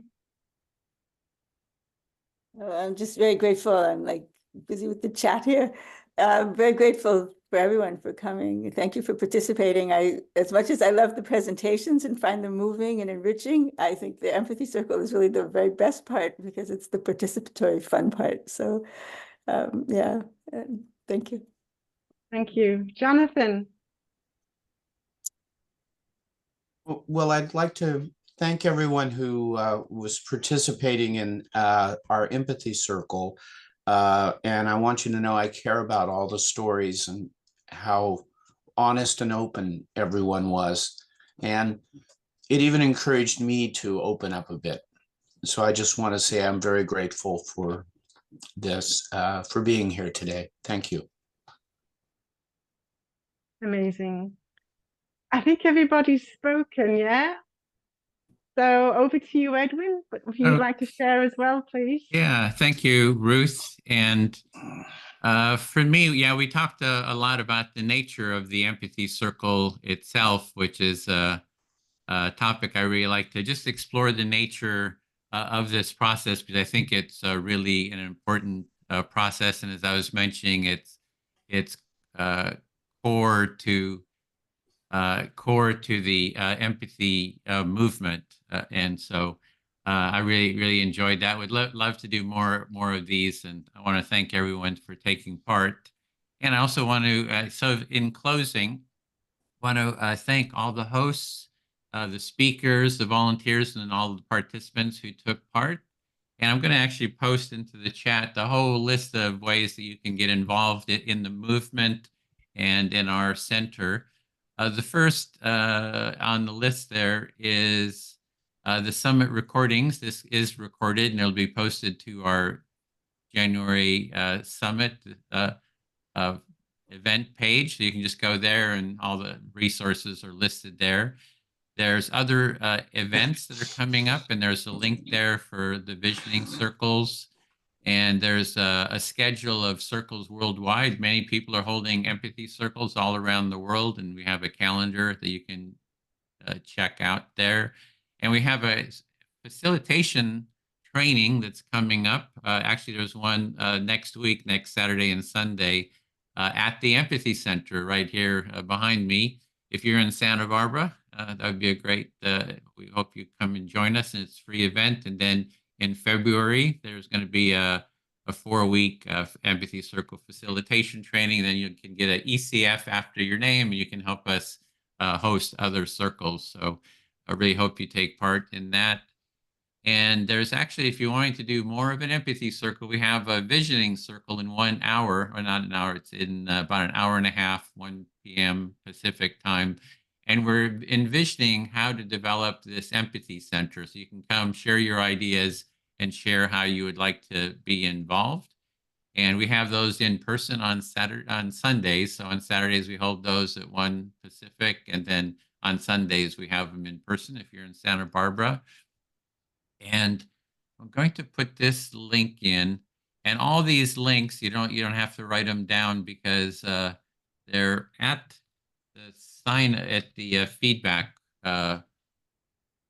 form. So I just put the link in there. That's like the most important link. If you can just click on that link right now, let me just test it. You open that up, and that's the Empathy Summit feedback form. You can fill that out with your name and your address. We have a lot of books. We didn't mention it at the beginning, but a lot of the authors are offering free books, ebooks. Everybody gets a free ebook from some authors. There'll be audio books. Many of the authors are sending a signed, mailing you a copy to the winners. So to get those books, you have to fill out that feedback form right there. And like I said, a lot of the other links that I'm posting here are located there. And I think that's it for me. Anita, you had a few. I've posted in the chat the thumbnail for not next week, but February 3rd to join. And also I'll be launching a monthly deep dive with an empathy author. So Michael Tennant, the author of The Power of Empathy, will be joining us on next Friday at 3 p.m. Eastern. So the Zoom link is also in the chat. And I'm just grateful to all of you. Thank you, Edwin, and wish you a good day or evening or morning or afternoon or sleep, wherever you are in the world. And the schedule for the next summit, which is February 3rd, I think it is. Saturday, February 3rd is there. We'll have another 8 or 10 authors. So in closing, I'd like to do our jazz hands, just get a little video shot here of everybody. So appreciate it. See you next time. Thanks again for joining us. Look forward to seeing you again. Thank Bye. you. Bye-bye.